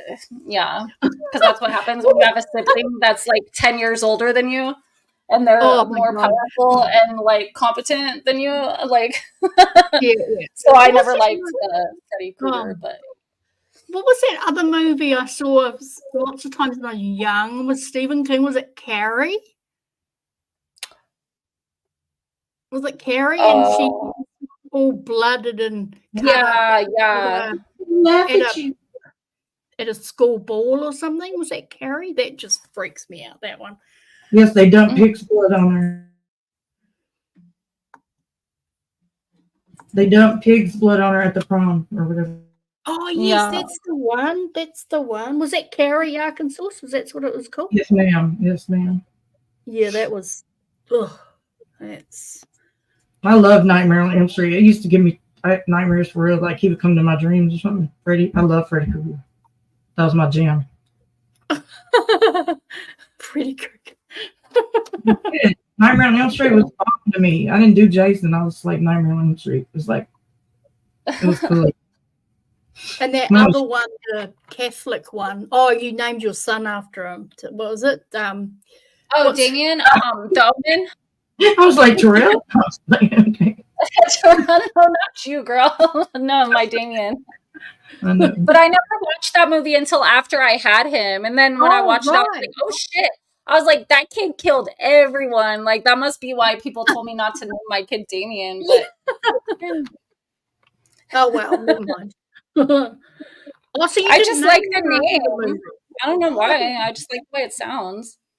Oh, I thought you named him after the movie. Not that you would. No, I never saw the movie until after I had him. And when I was like 15, I had a Siamese cat that I named Damien, but he ran away from me. I don't know why, but he hated me. And then he ran away. And then so then when I was pregnant, I was like, if it's a boy, I'm naming him Damien, like my cat. But everyone was like, don't name your kid Damien. What about that movie? That's evil. And I was like, I've never seen the movie, so I'm not like influenced by it, you know? But then when I did watch it, I was like, oh shit. But I've only seen the new version, like with what's that chick's name from the 10 Things I Hate About You? Like the remake version of it. That's the one that I saw. I don't know about the original. Okay. I didn't even know there was a remake. Sometimes I'll be like, it's all for you, Damien. And then he'll be like, ugh. Like he rolls his eyes at me. It's a cool name. I quite like it, actually. I did not see it. Way up, dude. Tell me again, please.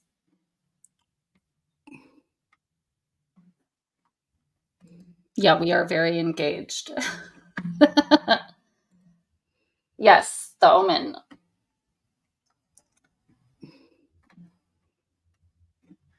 They are very engaged.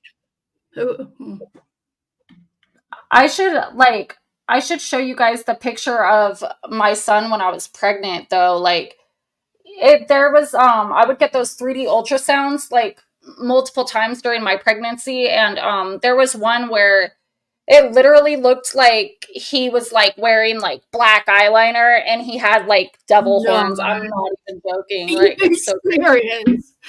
Wow. I'm like, hold on, let me see if I can find it.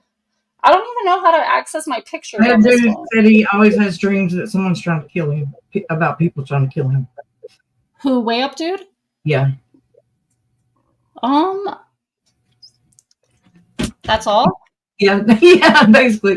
And it says, I always have dreams about people trying to kill me, but I do watch a lot of horror movies every day. Please help me, Danny. Serious question. Even though it wasn't a question. It could also, dreams are not necessarily like symbolic. They could just be something in your subconscious that's like playing while you're like in that state, you know? Yeah, if you're watching a lot of horror movies, that's probably it. From that cult that you were in, the chicken chokers, it could have caused it, you know. Yeah, the chicken chokers. They might be coming back to kill my you. My son loves horror movies, but he would sleep with a butcher knife under his pillow every night. And then he'd have dreams that he always had weird dreams, like we were all running from a killer, you know, like just some kind of like straight out of a horror movie. And then he wanted to have like a birthday party type of with one of those type of find out who the killer is. You know, I guess you could call it a murder mystery party. I don't know. He wanted to have like a reenact like that type of party. He loved it. Like you're terrorized by it, but you still love it. I'm confused. Like you're sleeping with a butcher knife on your pillow. That's why you ain't playing around. Wow. Wow. I would quit watching those movies if I had to sleep with a butcher knife on my pillow. Yeah, that's amazing how all that stuff can get in your subconscious if you watch enough of it, eh? Oh, that's great.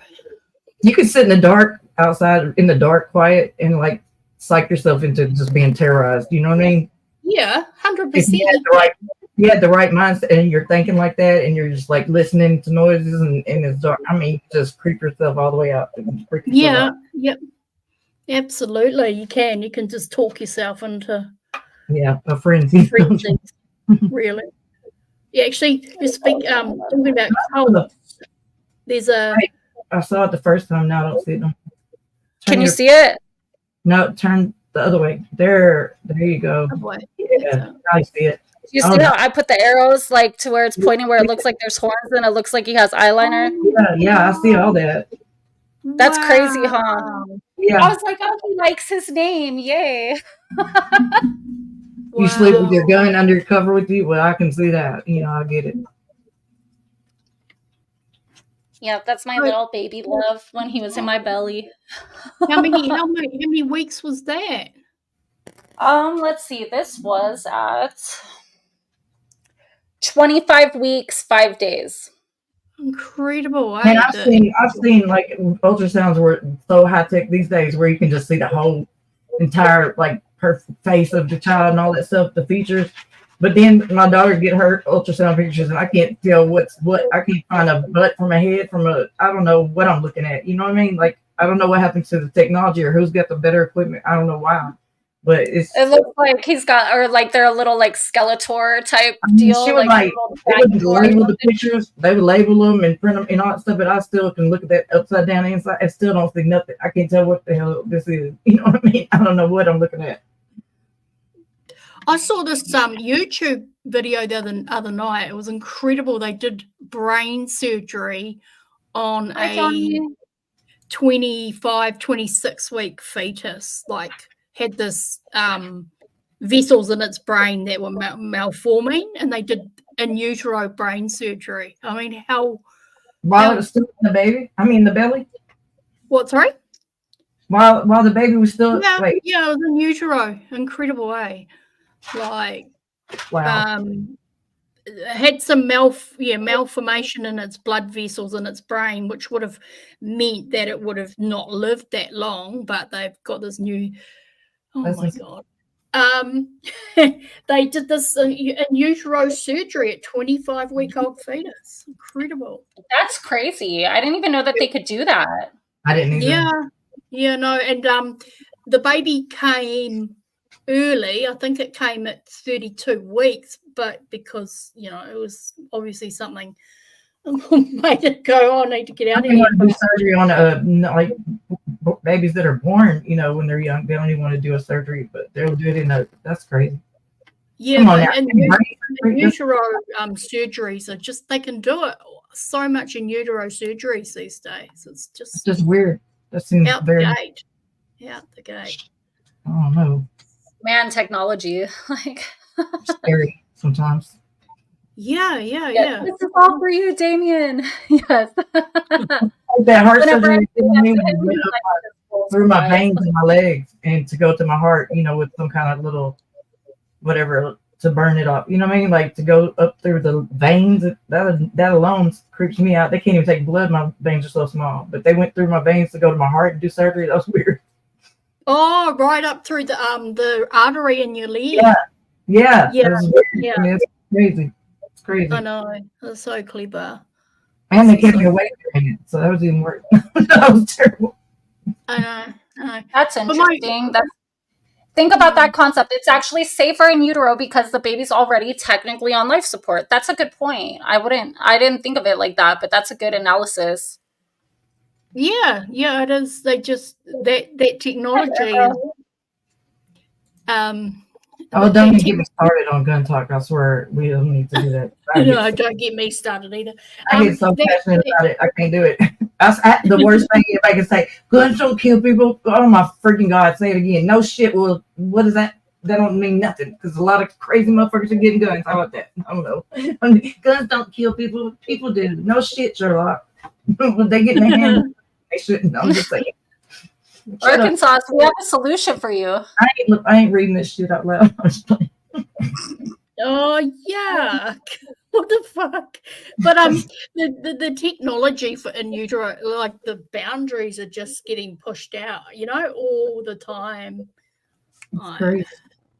I'm like, the doctors love like taking blood from me because I got like real easy to see like clear big veins, but it's torture. Every time I go, it's a challenge to get blood from me because I'm so white. Tiny veins, and I don't drink water. It probably don't help. Well, that's what it is you're dehydrated. But same me, I've got really tiny veins. So I have really tiny veins.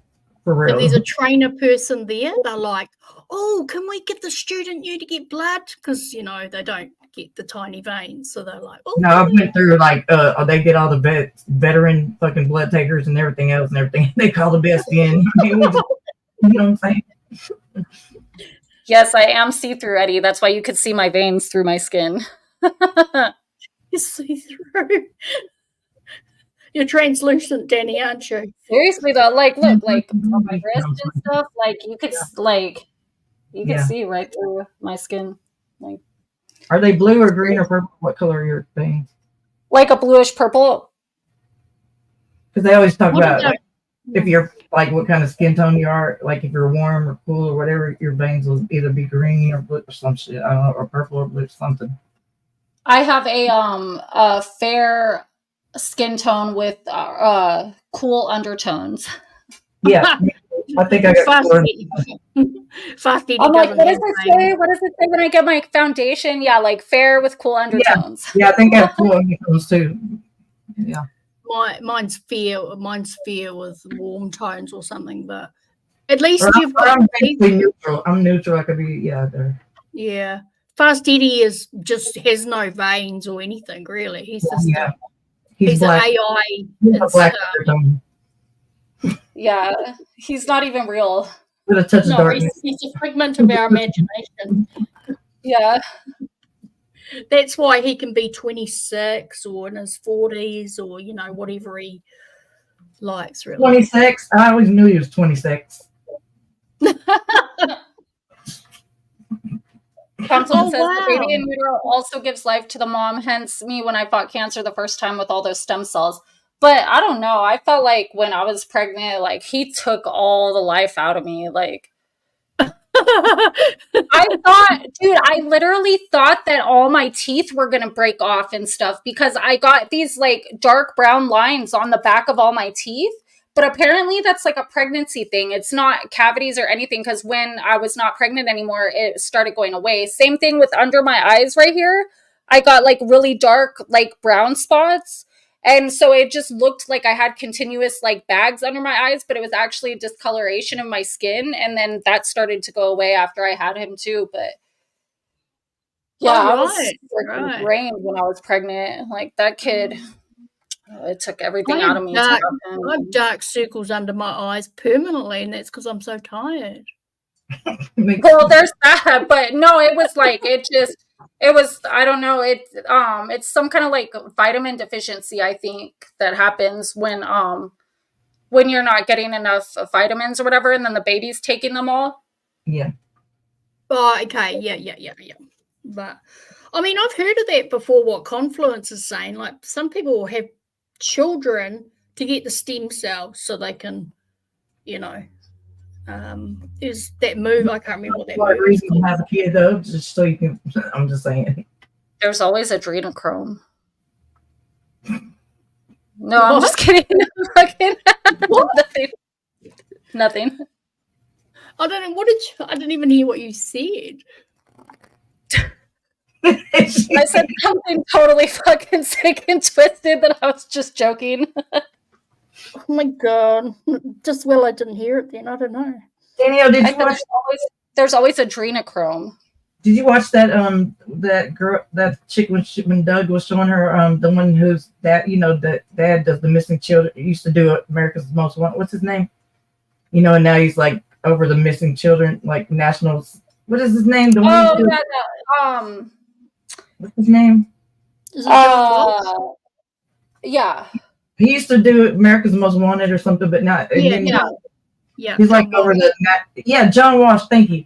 Anyway, the one with his daughter on there, where they took her, where he had her little baby taken, like when it was 3 days old, and like he took all her kids from her, but not to get them himself. Just they went to foster. You know what I'm saying? Like anyway, she's like the biggest. Like she told, I don't know if she's tripping or if it's true or what, but like all the conspiracy type of stuff that just seems far fetched. Like she's great, but she's so intelligent when she's talking about it and so serious. Like I don't know if it's. She talks about stuff that he's into and all the people that are like in the National Children, Society for Missing Children and all that stuff like that. They're all into it. Anyway, she's this big conspiracy. It was crazy. I was just wondering if you watched that because it was wild. Like, no, I've heard about it, like, but I've never actually taken the time to watch. Like it was the word. It made me so outraged just to see like it was like they streamed. I mean, her friend was videoing it when they came to take the baby. You know what I'm saying? And they were like there to just remove it. It was just the worst. Like why would anybody do that? It was the worst thing ever, unless she was just really a harm or danger. Like it was just like the worst thing I'd ever seen. It made me outraged. I'm just saying. I don't know what brought that up. I've never watched any of that on my own, but like I've heard people say that she's like totally crazy. And then other people totally believe her. She sounds completely brilliant. Like she's very intelligent and I don't know. I mean, like I always think shit like that's far-fetched and crazy, but it really happens, like for instance, Epstein with all the I mean, we know that it happens in the world. Well, yeah. And if you listen to people like Kelly O'Brien, for instance, like she's one that says that she was like basically sold by her parents into like this thing, I don't want to say all the words, but like that basically she was like passed around to different political leaders and things like that. And then she had a child while she was involved in all that. And the child like got taken to do the same type of stuff. And then she was able to get rescued by this guy who was like some kind of, he was infiltrating some shit like through the like CIA or something. Right. And he ended up like quitting his job and everything to like rescue her out of it because like they fell in love or whatever.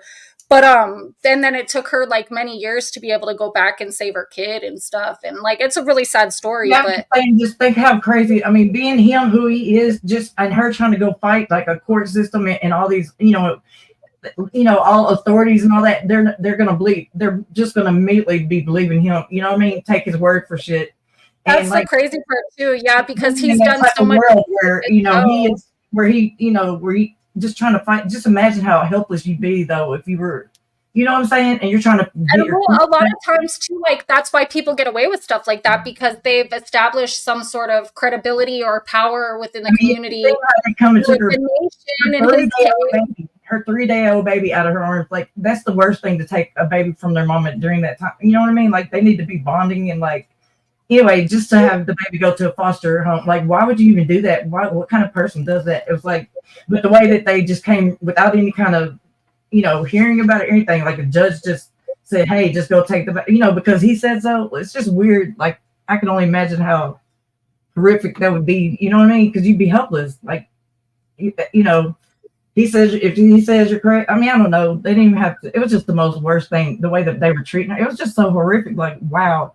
I'd hate to be in that situation because nobody's going to believe you. You're like, nobody going to believe you or listen to you. He's the head of the whatever, you know what I mean? Like they're going to listen to you if you're saying he's doing this or that. I mean, you're not going to, I can only imagine, but I almost don't know if she's telling the truth or not. Cause even though I'm like, it's hard for me to believe all that conspiracy, stuff.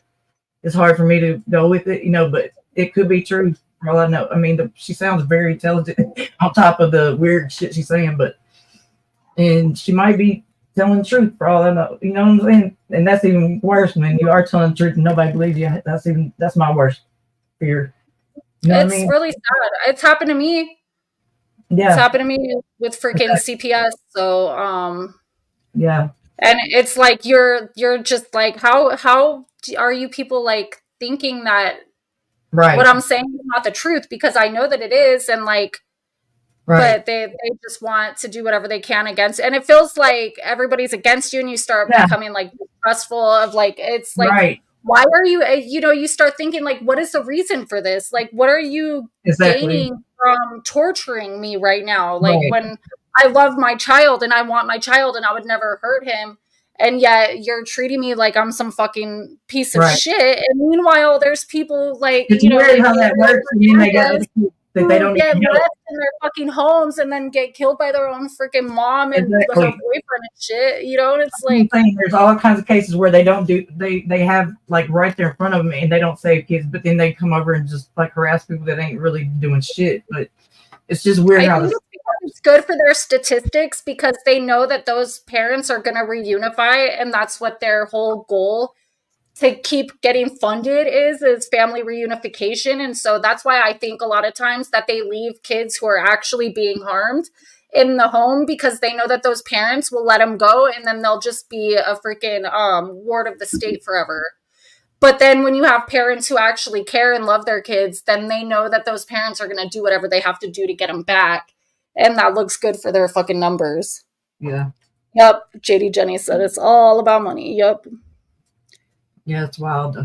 I mean, because in any that's how I feel. Out there close, or a lot of times they want to like try to, you know, at least try to get you some help, send you to classes to be a better parenting classes, maybe like give you a chance to get back with your, you know, to better yourself. Maybe that would be the first thing. If it's a 3-day-old baby versus taking the baby from the mom, unless the baby's really in harm or something, taking it from the mom and to somebody else seems just ludicrous. Like, why would you not try to just like put her in? I mean, it's the worst thing. It broke my heart so much. Why would you take a 3-day-old baby away from their mom? It's so fucking insane. Well, that's what pissed me off when they took my son, because I was like, dude, I would have done your little classes and your programs and your therapy even if you left him with me. Like, I didn't understand why he had to get taken away, like emergency removed, when I hadn't done anything to him. And it was like a fight between me and his dad. They came with all these police, all these damn different, like they came up in her house, like she was back doing nothing. You know what I mean? It was just like the worst feeling. I don't know. I just, you know, because that's like when they need that bonding with their parent. You know what I mean? They need that shit. Somebody needs attention. Can everyone say hi to him? Gemini guy. Hello. I've been missing you. Hello. You never show up anymore. He's still alive. He's still alive, everyone. You know, in the basement. I was playing. Yeah, they were in Twin Mamas talking about, can he come and make a comment? Because we don't even know if he's still alive. I was like, Arkansas, I've been on the other side. As my old career was as a social worker, and you know, in child protection, and I've had to uplift a 3-day-old baby or a 3-month-old baby, and trust me, it is freaking awful, but it was necessary. I mean, the laws over here are completely different, but that was just because John Walsh was telling him to do so, because him and his daughter have, you know, fallen out or something. Though that's yeah. I mean, it was awful. It was one of the worst. You know, I can remember it like it was yesterday. However, I don't know in America, but over here the threshold is so high for doing that, and we as a department had no other option but to do that. You know, it's horrible. It's absolutely horrible. So, and you don't do it lightly. You don't do it lightly at all. Yeah, exactly. I would take a lot, probably. I would have to think. I mean, it would be a very, you know, detrimental situation. I mean, I can understand that anyway. Plus, at that point, I mean, if it's 3 days old, you probably knew that 2 days ago when it was born. You could just took it in. I don't know. I'm just saying, like, what the fuck? I don't know. It's just fucking insanity. Not just because somebody's daddy and fucking the daughter don't get it. That's just some bullshit. I mean, No, I'm saying that's why I just could not get right. It just pissed me off so bad. Anyway, it wasn't like the baby was being, I don't know what the fuck ever. Anyway. I don't know. Well, I think that's what bothered me so bad with like Sincere and Classic, like the Orrin and Orson West case, you know? Right. Because like they took her first son away, and like he had a broken leg and stuff, that's fine. But then it was like every time she turned around and was like trying to get him back, they put another thing that just seemed like unattainable in the way, to where it was like she ended up losing custody of her kids, and then they end up getting fucking like done away with by their adopted parents, you know, like, and like that bothered me. That 11-year-old girl, her mama would love to have seen, you know, just been able to see her, visit with her, anything. They was refusing that, but then they left her with this fucking creepy ass dude that ended up murdering. Like, what the freaking hell's wrong with people? I couldn't even grasp the concept of why you take her from her mama, but you're gonna leave her with this guy. Like, who does that? What kind of weird ass fucking exactly? And you've got to wait. It enraged me, just the fact that they left her with him. Period. It just blew my mind, But the fact that her mama would love to, you know, be able to visit with her even once, but you think she's not, she can't see her, but she can be left with this dude. It was just so. Oh, I feel like they should have been charged. The parents should have been charged. The other people who had custody should have been charged too for allowing it. I don't know. Anybody in the right mind, don't leave your fucking daughter with this dude. God damn. I know. And you've got to weigh up at the end of the day.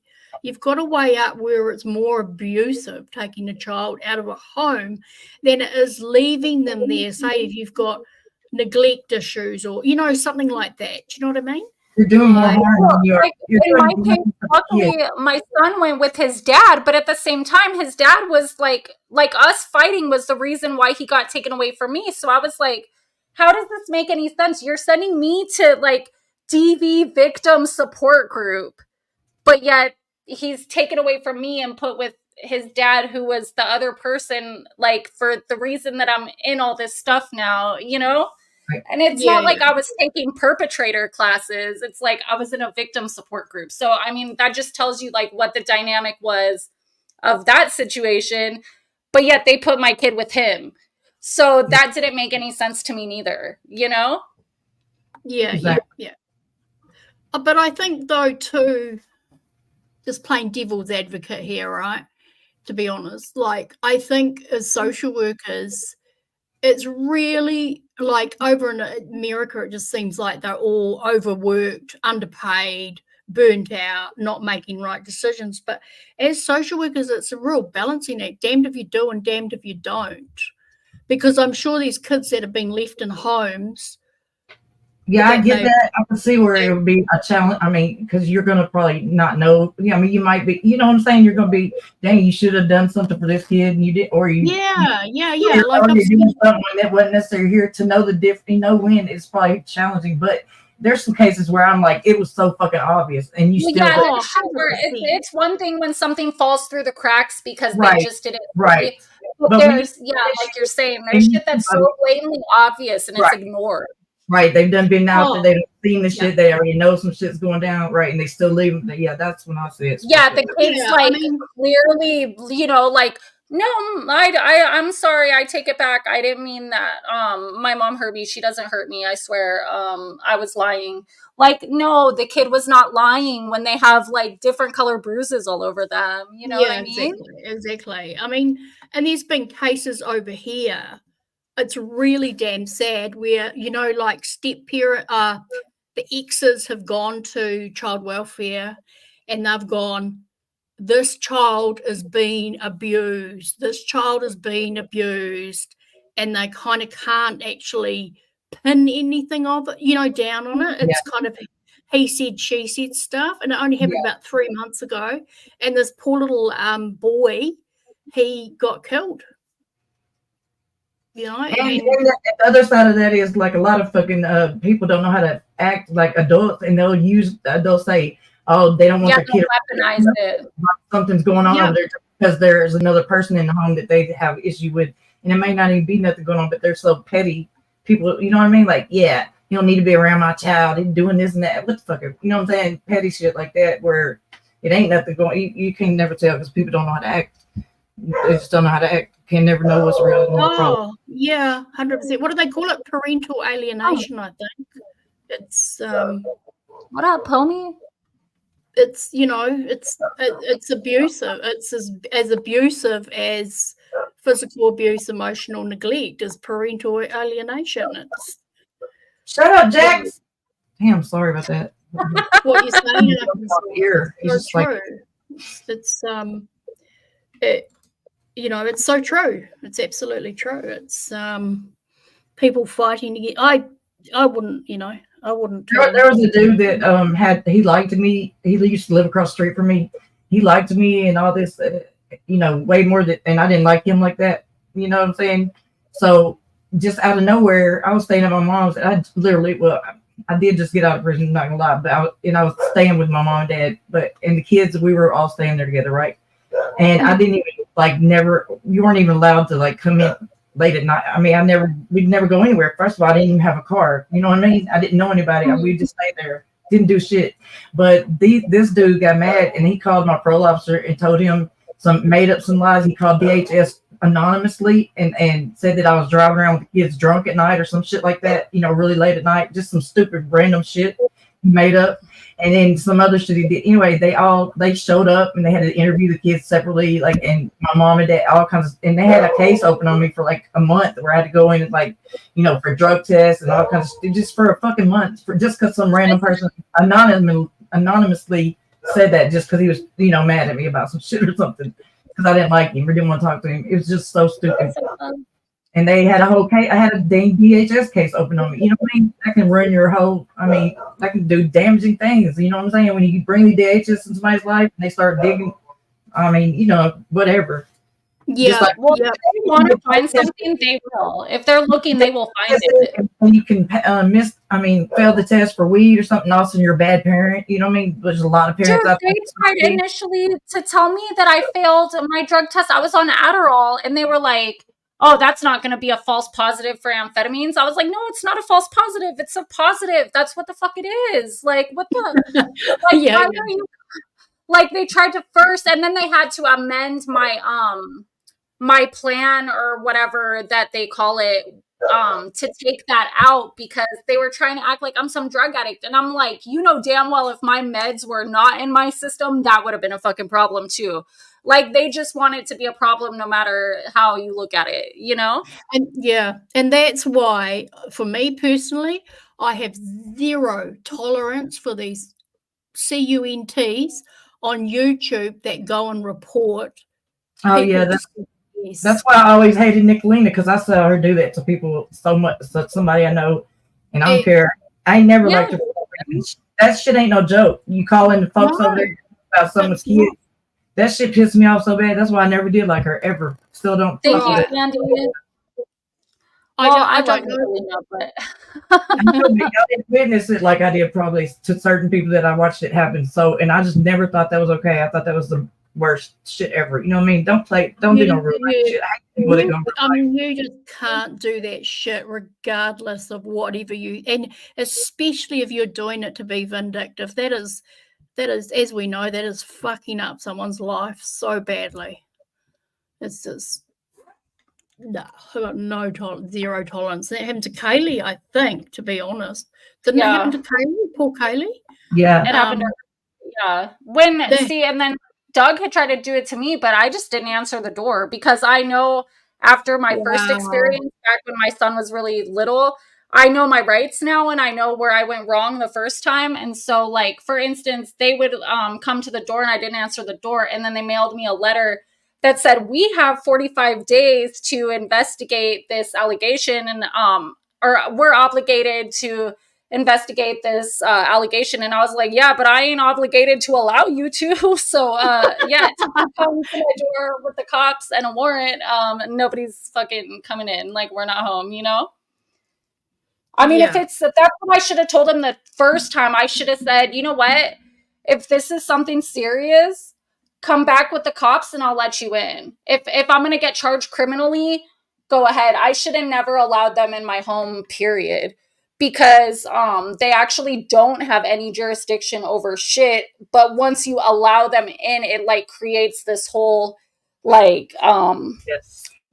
bullshit within some legalese that writing that they created, and there's no one to check that. It's a big fucking, it becomes a big mess. So the best way is just to never make contact with them. Okay, personally. So what happens? Right, so over here, you have to get what's called a warrant to uplift absolutely extreme circumstances, you have to get the children out of the house. For an example, I had a stoned mother who left the gas on with the kids in the house, right? And she was wasted. So, you know, the house could have blown up. So we had to go to the judge and get a warrant signed off. Thank you, Johnny. I'm so happy you're here. I appreciate you. And the threshold is so damn high. So then we could just go in with the police and say, hey, we're doing an uplift. Is it the same in America? Like, do you have to have... basically they knock on your door and you answer, and then they start telling you that they got an allegation of abuse to the hotline or whatever, and a lot of times it's anonymous. And then they ask you if they can just come in and look around, but it's like, depending on who's doing it and how competent they are, it's not like a specific set of like standards or something that's like really clear, black and white. Like, okay, if this is present, you remove the child. If this is present, you don't, or whatever. It's like, it's all up to the person's interpretation who shows up to that very first visit. And then, so like with me, the lady took my son, and then it's just like, then I have to go through hoops trying to prove that I'm a fit mother at that point, as opposed to them. Like, if I would have told them, you know what, come back with the police if you have a reason, if you have probable cause to arrest me, and I'll deal with my criminal case. And then I could have sent my son with my mom and never allowed them to have jurisdiction over me, and I would have gotten out of any kind of criminal charges because I hadn't done anything. You know what I'm saying? And so I should have done that if I wasn't, you know, like, if I would have known then what I know now, that's what I would have done. And then if they had enough probable cause to come back with the sheriffs and whatever, then we sort that out in criminal law, where they have to provide the proof, as opposed to me proving my innocence. Because that's basically what it ends up being, is you're proving that you're a fit parent, as opposed to them proving that you're not. Okay, but do they have to go to family court or a judge or a child lawyer to get something signed to say they can uplift the child? Yeah, but they do that within 3 days of making that decision. Then they file the petition with the court after they've already emergency removed the child.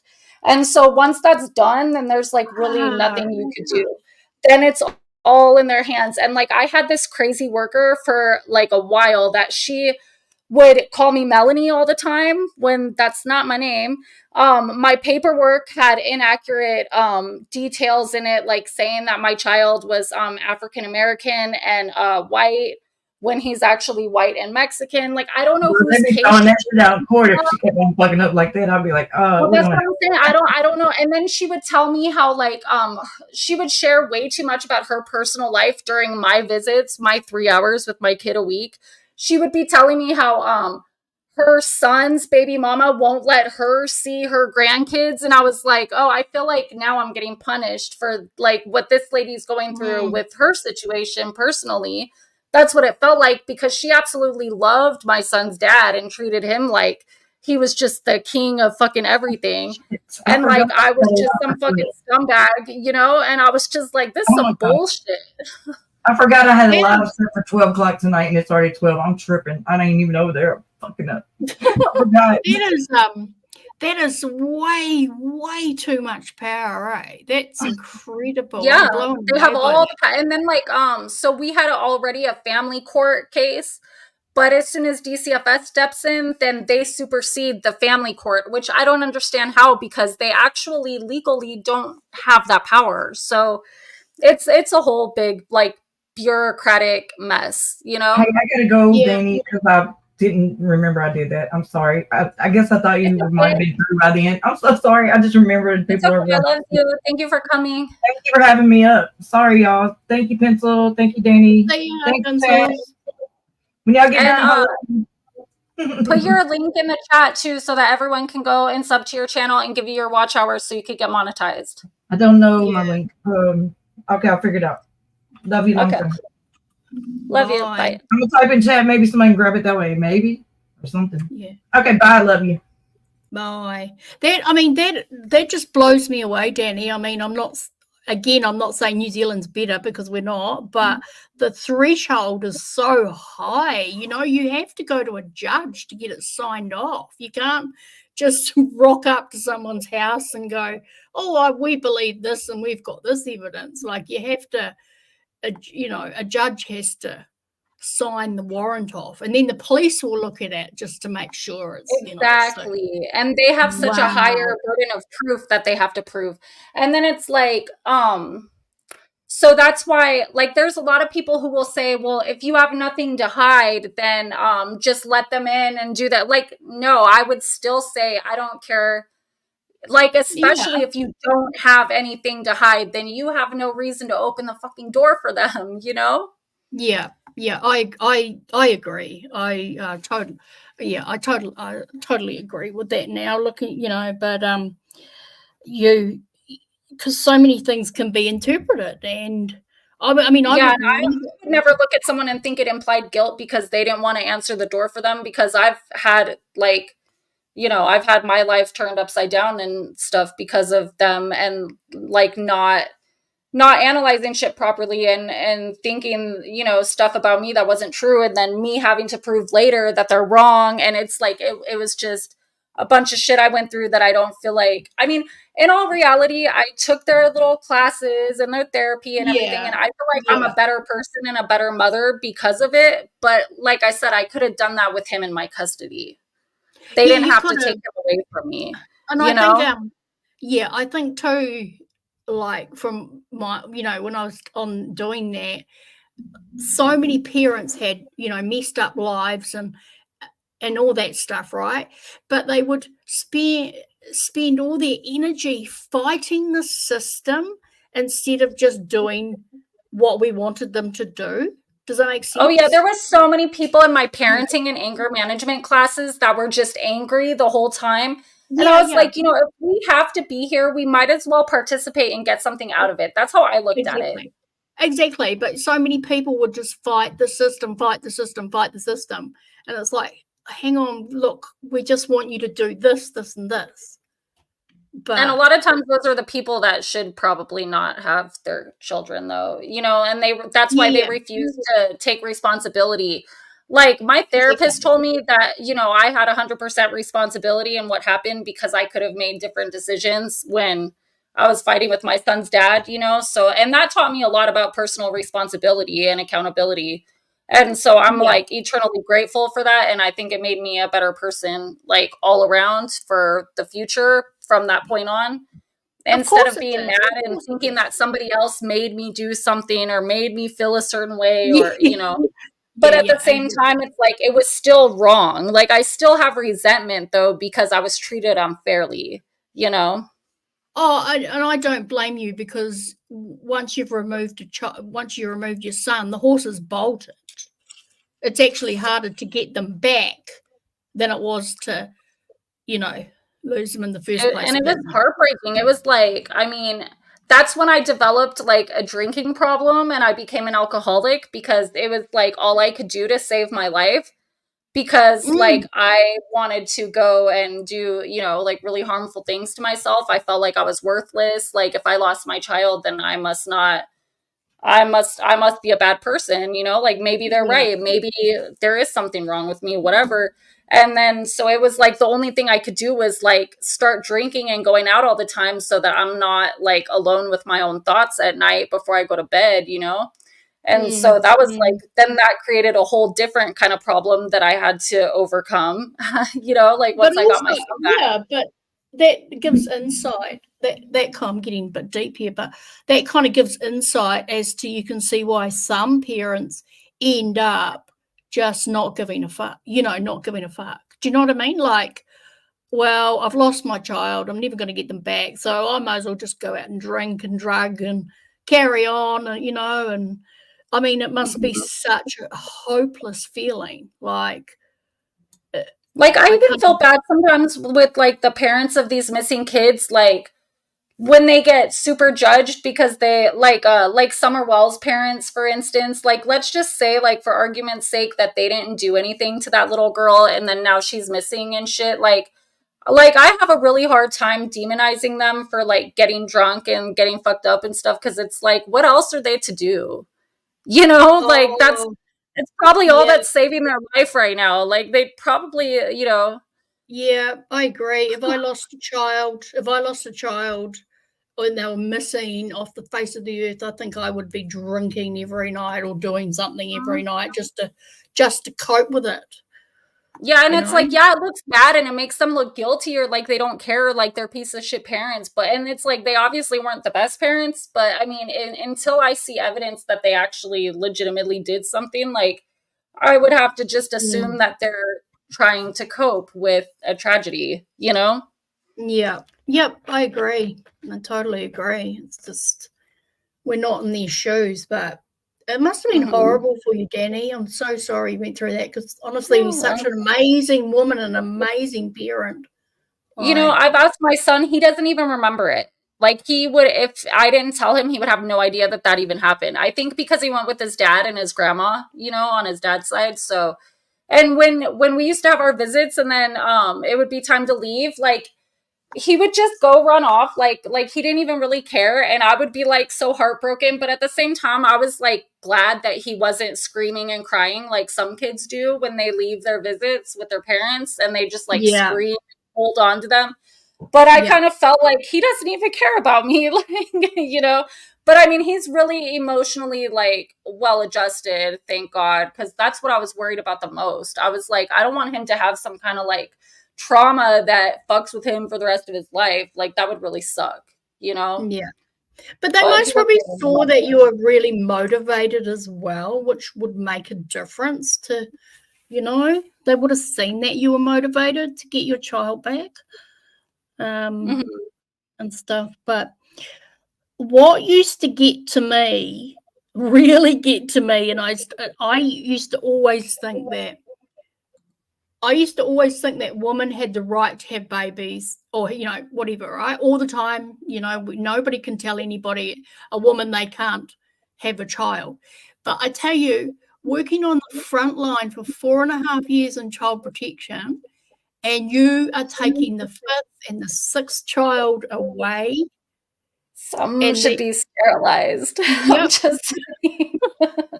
I'm serious. I never thought that until, you know, these women were getting pregnant after pregnancy after pregnancy, and you're just like, you know, I'm far from a eugenicist. Like, people do have the right to do what they want to do, but it's like, at what point do you like not look at your own life and be like, you know what, maybe I should get on some damn birth control, you know?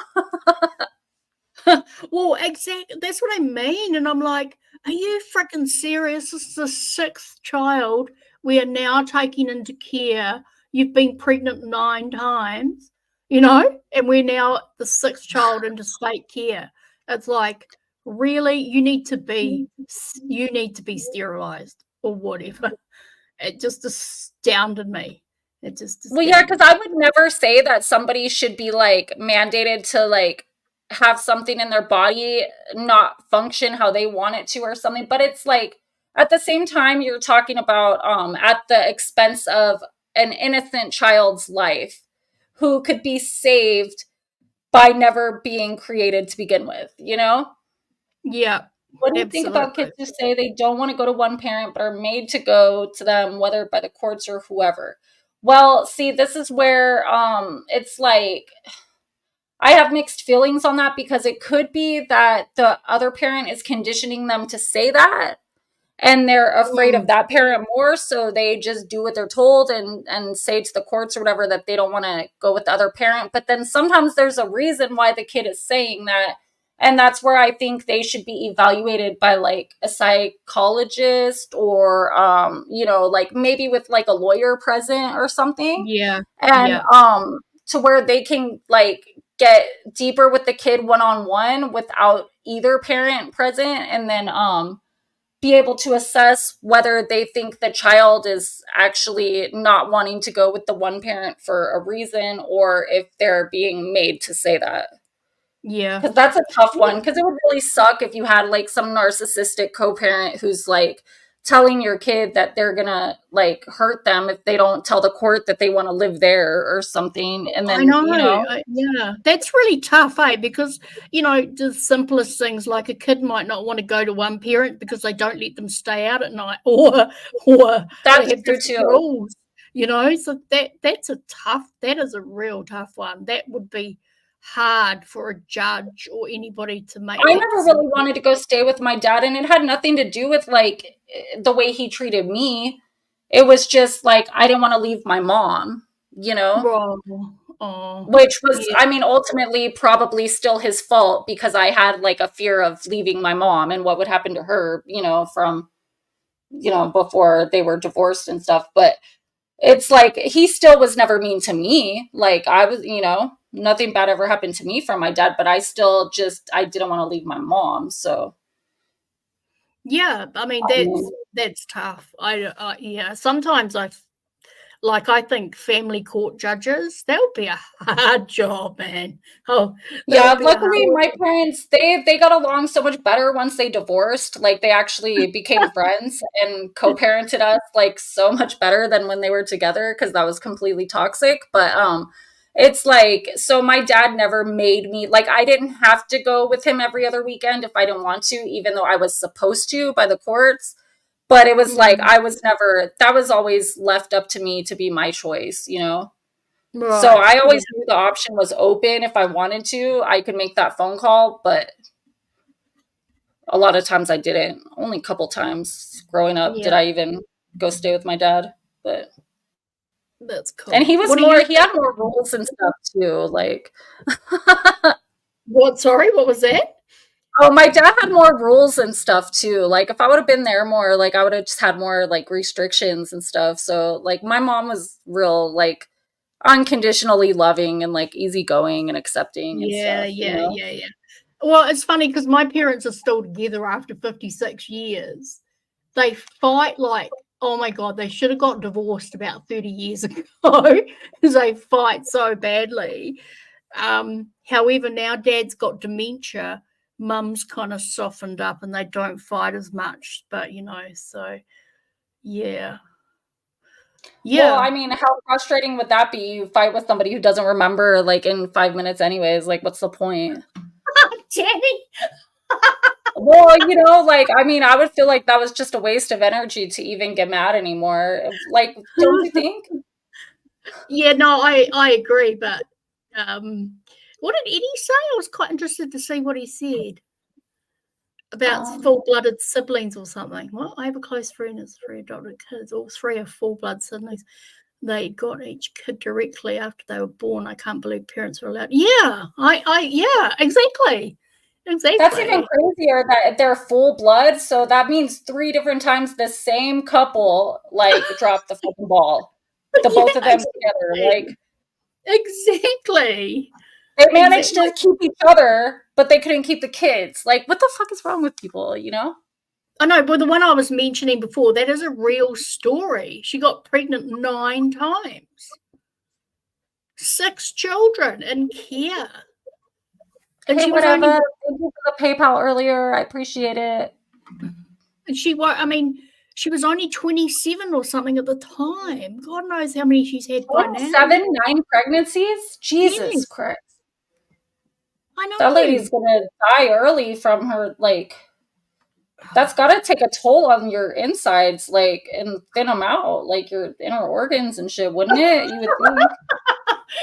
I'm just saying.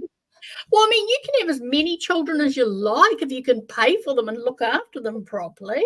Yeah, but I don't even think the body can handle that, you know? Like, physically, that's not healthy, let alone, like, what the fact that she's not taking care of them. Hey, Pencil, can you talk to the chat for a minute while I use the ladies' room? Yeah, sure. Thank you so much. Yeah. So, yeah, I agree. I agree with what you're all saying. It's like, so for how are people like that able to have kids but loving, stable kids have fertility issues? I agree. It makes no sense. The world is unfair. The world is really unfair. That's one thing that I could never, get my head around, is these people that want kids, but they can't have them yet. Other people have them and, don't treat them well. It never made sense to me. It's just unfair, really. So yeah, it's pretty sad. It's pretty sad, I'd say. So is this what it's like to have a stream when you haven't got a partner and you're sitting up here talking by yourself, trying to talk with the chat? Oh my God, it's so hard. It's really hard. Wow. So yeah. So I don't even know what to say now because I'm here by myself. So, but yeah, that's pretty messed up actually. So you know what though, doing social work and child protection for 4.5 years was a real eye-opener actually, and I'm kind of, I know it sounds bad but I'm glad I did it, because you get to experience parts of the world that nobody else experiences or is privy to, I suppose. And yeah, so I'm glad, I'm glad I did it. And then I went to, just as a matter of interest, then I went to mental health and worked in forensics mental health for 2.5 years, which is working with the criminally insane. So that was good. That was really challenging as well. So do they give you free counselling? Yes, they do. So for Pencil, I've never asked you, do you have any kids? No, Eddie, I don't have any kids because, to be honest, I've never wanted them. So I don't know why. I mean, I've had opportunities, obviously, to have them, but I don't know, Eddie. I've just never wanted them. I don't know. It's just one of those things. And That's totally respectable, because this world is a crazy place. And I actually have a huge amount of respect for people who are like, you know what? I don't want to bring children into this crazy place and have to be responsible for them and how they turn out. And you know what I mean? Yeah, I think that was part of it, Danny. And to be honest, in my young days before I got straightened up, I would have been a terrible mother. Like, seriously, I would have been. I'm going to be honest about it. My drugs, the alcohol, the partying, like, I almost Yeah, but I was doing all that until I got pregnant, and then it was like, okay, well, this is 9 months of my life for somebody else's entire life, so like I'm gonna make the right choice, like sometimes it pushes you to like leave all that behind, but at the same time, then if you think like you might have not made that choice, then that is like really responsible and like good for you to just be honest and be like, you know what, I'm gonna be a shit parent, so like why, like why bother? Well, I mean, I would have been. I'm sure now, if I got pregnant, which would be a miracle, but I would make a great mum now. But back then, I would have most probably had my child taken off me, to be honest. So, but I'm one of these people, and I acknowledge it, embrace it. I'm a crazy cat lady, even though I've only got one. I would rather have pets. Snowy. I would rather have pets, now. Do you know what I mean? So, but I don't know. I think there's more and more people, couples, singles, not having children. I think it's getting more. Good night, machinist. Oh, bye. See ya. I think I there's used more to and think more. when I was younger that I would adopt if I ever wanted kids, because I didn't really want to have kids of my own either, and I'm so glad I did now that I had him, but it wasn't necessarily my plan.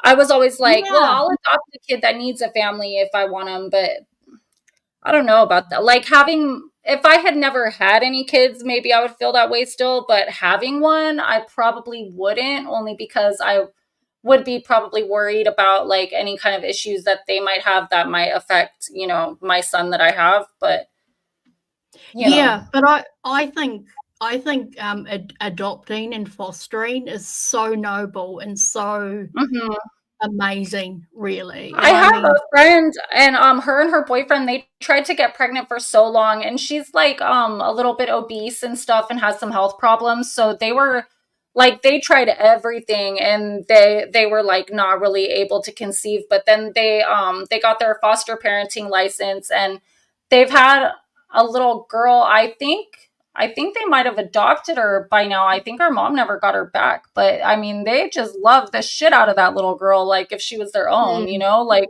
Yeah. I remember the first day that they got her, they were so excited, and they were like taking pictures, and they're like sending them to everyone, and they're like, oh my God, look, you know? No. And I was like, what are you going to do, like, when her mom gets her back, you know? And she's like, well, she's all, I have mixed feelings about that, because I'm like, you know, hopefully for, you know, what's best for them would be for the mom to get her back. And she's like, but she's so cute. Hopefully her mom doesn't get her back. I mean, that would be really hard fostering a child from birth. That would be super, super hard. But even harder than that would be fostering kids at that teenage. You know, that would be super. Yeah, the little girl was like 9, I think, when they first got her. And she's just the cutest, like, oh my God. Like, I just remember my friend Rihanna, like, getting so excited to go buy her clothes. And, like, you know, and I'm just like, this little girl is spoiled. Like they were meant to be foster parents or, you know, like adopt kids that really, really needed someone to be there for them, you know? A few months ago, I nearly burst into tears. I was actually in a hardware store, and I just randomly bumped into this gay couple, and they had a little baby, and I was talking to them, and they waited 7 years to adopt a child. Oh my God. And they were just, I nearly cried because they look like the most amazing parents, and adoptions over here are very, you know, far and few between if they're not in the family, you know. But 7 years they waited, and they've got this beautiful little girl. It was just, oh, and I know a lot of people have like feelings about that, but I think it's definitely situational, because it's like, dude, could you imagine what a good mom Robbie would be? Like, I'm just saying, you know, like, there's nothing wrong with that. I know, but these two, I don't even think about them as mum and dad. Do you know what I mean? I just thought they're gonna love that little girl to bits, like, you know, and she's most probably gonna. I don't know what people's beliefs are, but she's most going to end up being a very well-adjusted young lady, I would say. So, but that's cool. Made me cry, you know. So, So, but yeah, I these days I get more excited about adopting a cat. Robbie is a great mom to Oreo and like the other doggies and stuff. Like,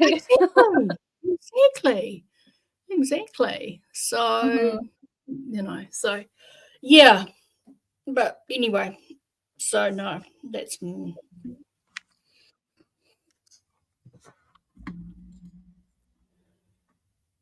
Yeah, no shit. He would probably dress up like his kid, like the same thing for Halloween and stuff like that. You know what I mean? Yeah. I used to do that with Damien. Like, we would always dress up as the same thing. So, like, I think his first Halloween, we were lions, and then like the next year we were devils, and then like there was a year where we were both SpongeBob, and like I did that for so many years. Like, one year he was one of the Five Nights at Freddy characters, and then I was Freddy. Like, I did that with him for the longest time until he no longer wanted to do it anymore. Yeah, that's cool. Edie, are you going to have any more children, Edie? What have you got? 4, haven't you? He's done. He's got too many already. Too many? He's got one. He's got a couple extra to make up for the people in the world who didn't have any. You know, because like I learned in anthropology when I was in college that like the ultimate goal of any species to continue on is that the average, you know, like outcome would be 2 kids per couple or whatever. So that's why like you have like fish and stuff that live in the ocean and they have like 750 eggs because ultimately 2 need to survive to carry on the species, right? And so there's all kinds of predators and stuff that eat the eggs before they're even hatched. And then, you know, as they're growing up, whatever, you just need 2 to make it to the age where they can reproduce. So yeah, so if Eddie has 4, that's already too many, but that's okay because it can make up for like you and Robbie. So there.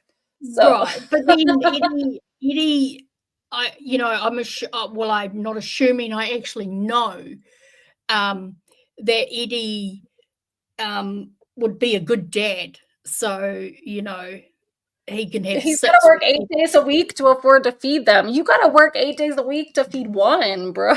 Like, let alone 4. What do they reckon? I heard. I don't know if this is true. They reckon it costs about $1 million to raise a child and look after them for their 0 to 18. No, I'm just kidding. What did you say? What? I said I want a refund. I'm just kidding. I don't know, but you know, I'm gonna file a grievance with Damien and be like, you need to give me a refund, bro. Like, as soon as you're old enough to get out and get a job, like, you're gonna start paying me back my $1 million, homie. Why don't I heard that randomly somewhere that it at least takes $1 million to raise a child? I don't know, but probably. But yeah, that's quite expensive. I would have rather my parents just have me and give me an extra $3 million than have siblings. No shit, huh? Well, hey, maybe those figures relate to New Zealand because it's such an expensive place to live. So maybe that relates to New Zealand. That is funny. That's great. You know what though? Like, I would have not made it without my sister. Even though like she tortured me with the Freddy Krueger thing and stuff and whatever, but there was times when the parents were absolutely crazy and I couldn't have been the oldest and been like with them alone as the only child for 10 years like she was. Like I needed her there because I'm way too sensitive. So I don't think $1 million could have even like I would have spent the whole thing on therapy if I didn't have my sister to somewhat guide me when I was a child. No. And then my little brother, I mean, I guess now that he's here, I couldn't just, I mean, maybe I'd take the $1 million instead of him, but no, I'm just kidding. Is he he's 10 only a years? half brother, though. 10 years between you and your sister? Yeah, and then another almost 10 between me and my brother. I didn't know you had a brother. Oh my God. Yeah, I have a little brother. Mm-hmm. We have different dads, though, but I don't believe in half siblings. Like, that's my brother, you know? But, yeah, 100%. How old's your little brother then? So he... They'll be giving you away. He will be 28. And then in August, I'll turn 38. And then in November, my sister will turn 48. Oh my gosh. And then my mom turns 68 this year. So she had my sister when she was 20, me when she was 30, and then my brother when she was almost 40. Wow. Mm-hmm. Yeah, because my parents were 19 and 20 when they had me. So yeah, my parents were 30 and 32 when they had me. I want to have Ruben's baby. Oh my God.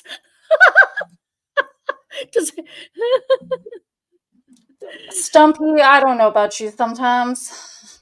I know. It looks like an infant's foot. We can all have these serious, semi-serious conversations, and Stumpy just throws his random shit in the middle of it. He can't help it. Oh my God. So that's wow. I didn't. My sister's a nana. She's got 2 grandkids and another third one on the way, and yeah. Your sister at 48 is a grandmother. Yeah. What's crazy is the younger of my 2 nieces already has 2 kids, but then the oldest one, she's pregnant right now. So what? With another girl. I forgot to That's tell my son so that. He's going to be so disappointed. He wants someone to have a boy at some point. Like, he's like, everyone's a girl. Like, because his dad had two sisters. Well, actually three, but one was with another chick, so he doesn't really claim that one. But so after my son, his dad had two more sisters that when my son used to live with him every other week, like, you know, he would be around and take care of all the time and stuff. And then when my niece got pregnant, she's had two girls now. So then, you know, like now Savannah's pregnant and Damien's like, oh, maybe it'll be a boy. Maybe somebody will finally have a boy. No, it's another girl. So no, JD Jenny, I meant 48 is old. Oh, hang on, what was I trying to say? 48 is young to be a grandmother. I mean, yeah. that's what I mean. Not Yeah, that's what I took it as. yeah. Wow. That's okay. This fucking guy. Stumpy is just, where did Stumpy come from? He just popped out of nowhere, didn't he?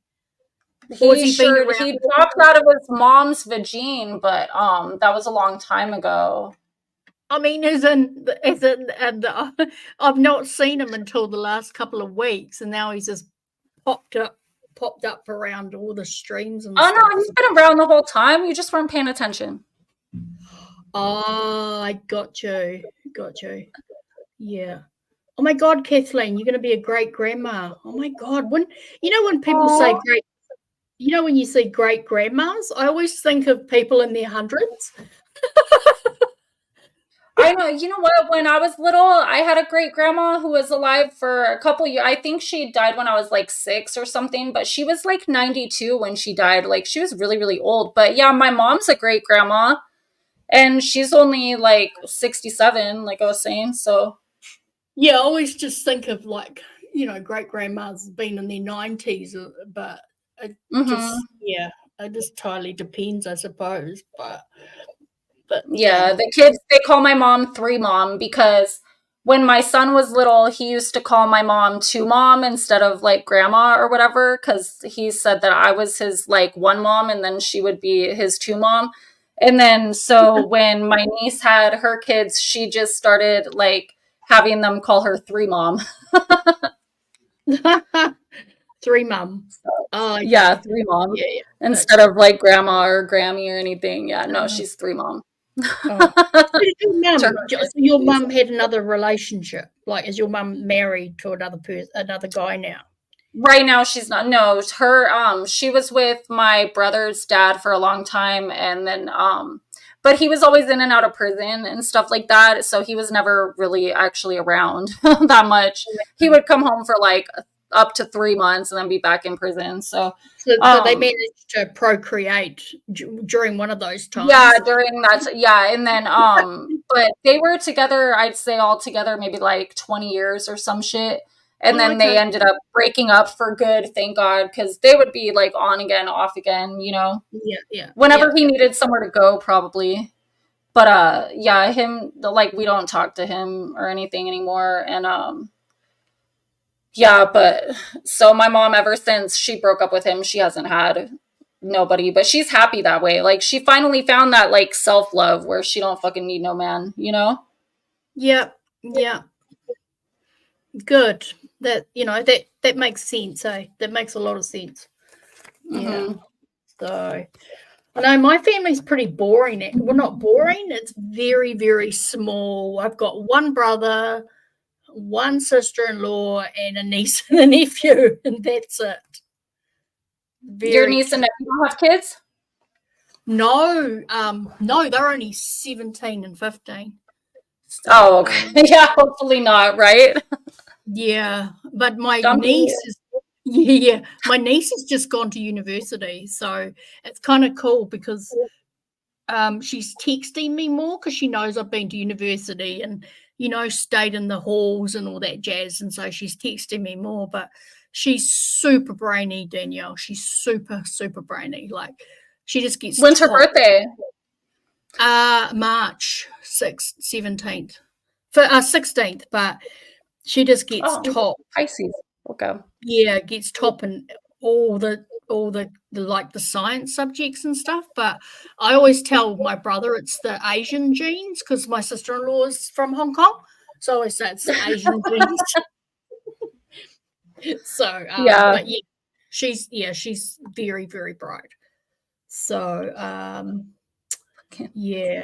Oh, that's cute, Sofa. Oh, you can be my niece if you want. Yeah, I'll go into the ditch. So, yeah. No, I mean, I've got a very small, very small family. Very, very small. So, it's.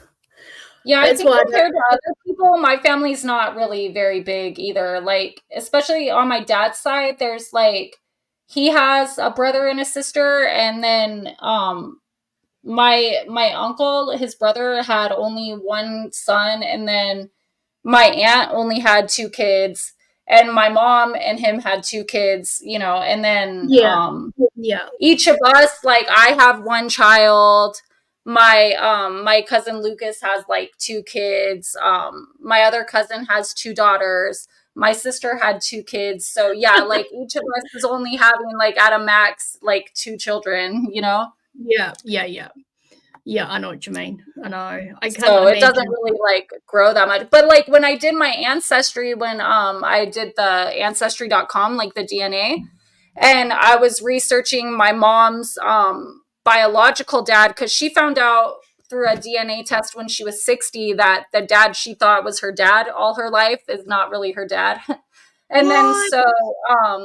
so Wow. we did the DNA test, and I spent, like a couple months straight, like just with the paid subscription to Ancestry, like trying to research this and figure out with all of our common DNA matches and stuff, like who in the family would actually be her dad. And I ended up figuring it out.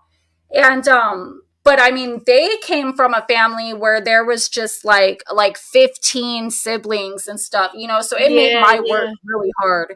It's like, at least in the future generations, if anyone ever has to do that work, like that ancestry, like, genealogy work or whatever, like at least my family, like all of us having like two kids max is like making it real easy for them in the Much future. easier. I know. Imagine if you're like, got 5 siblings and they've got 10 children each or something like that. And well, yeah, and then you're like going through the records, and back then, obviously everything wasn't digitized, and so it's like they had a lot of babies too that would die like within the first year of life and stuff. So it was really hard to like oh my God, it was such a headache, like trying to figure this out.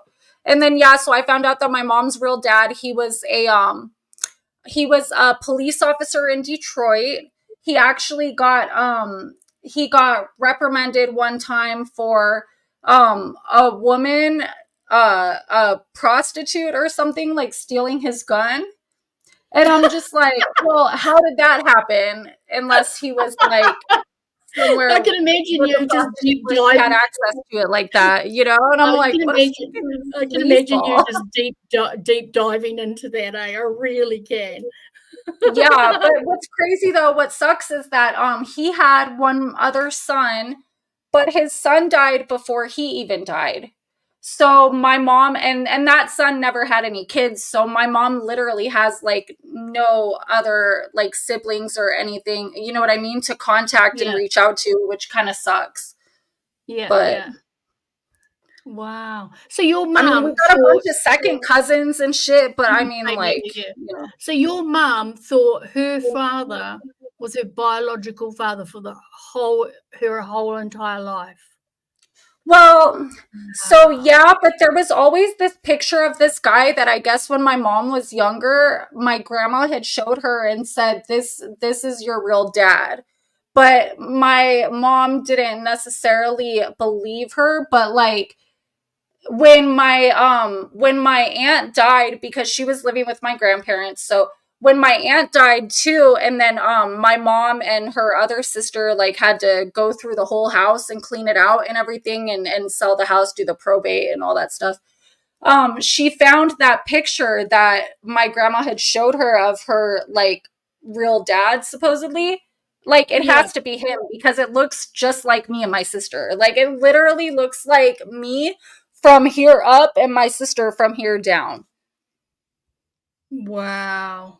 So That I'm pretty sure that that has to be the dude, you know? And then what's crazy too is when I found like pictures and stuff through Ancestry of like, I think it would be my second great grandma or something. I'm like the spitting image of her, like her absolute like twin, which was kind of crazy. wow. Wow. Yeah, like that stuff's really interesting.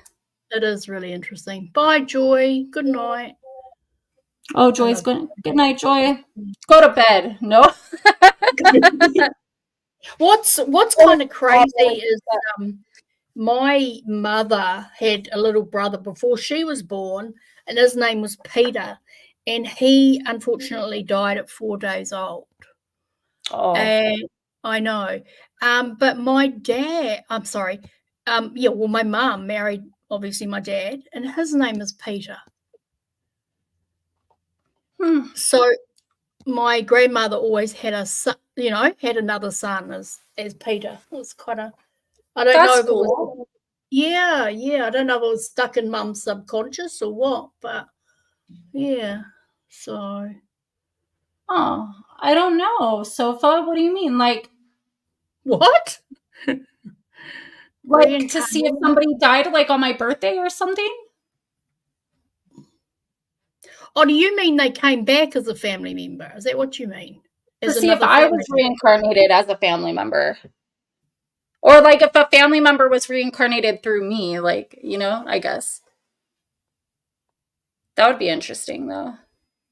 Wow, that's kind of fascinating.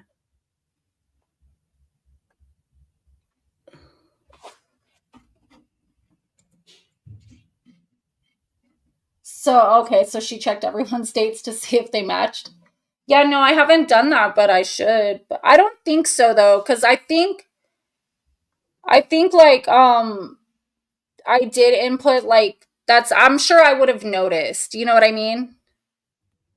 Like What? it would have Sorry, stood out to me. I was like, she's oh, hey, lost. I'm huh? lost.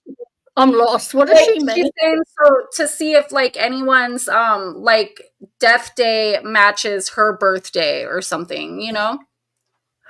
Oh, right. So they die and then they come back Yeah, as and then like if you came like on the same day or whatever. Oh, interesting. Yeah, no, I'm sure if someone had a death day that matched my birthday, I would have totally been all over that, but I don't think so. Yeah, that is. Oh, I never even thought about that before. That's So what, reincarnation within the family, Yeah. as opposed to reincarnation back as a lizard or something, or Yeah. queen or something in the 18th century. Oh, okay. Never even knew that was a thing. So, I mean, I'm sure it could be. yeah, I mean, absolutely. So, What was that one movie? What was that movie? Chances Are? Do you know what I'm talking about with Robert Downey Jr. where he was like he was the lady's husband and then he ends up the husband gets killed and then so Robert Downey Jr. comes back, but he's like the same age as the daughter that the woman was pregnant with when her husband got killed, and then like he starts remembering like his previous life or whatever, and he's supposed to be dating like the daughter, but that would actually be like his daughter if he was still in the other body that got killed. Like, I don't know. Anyways, if you've seen the movie, you've seen the movie. Like, oh yeah, I kind of get what you mean. Yeah. Hey, Yeah. Buster. Look, it's your best friend, Hey, Pencil. What, sorry? I said it's your best friend, Buster. Hey, Buster. I love It Buster. must be late. I haven't spoken to Buster for ages. Oh, actually, I did on the comments the other day, but that was about it. So That's crazy. yeah, that's what. On the sick, and then they had triplets like a year later, 2 girls and a boy. That's freaky. That stuff's freaky, when that happens, It's like, wow. That stuff just blows my mind, how that kind of, yeah, nothing much to say about that. It's just, yeah. Whoa. See, you know what's weird? Like my son, when he was younger, he used to tell me, because sometimes I would like hear him, like it sounded like he was talking to somebody, and I'd be like, "Who are you talking to?" And he's like, "My sister." And I was like, "You don't have a sister, bro." Like, you know, like he didn't have his little sisters yet.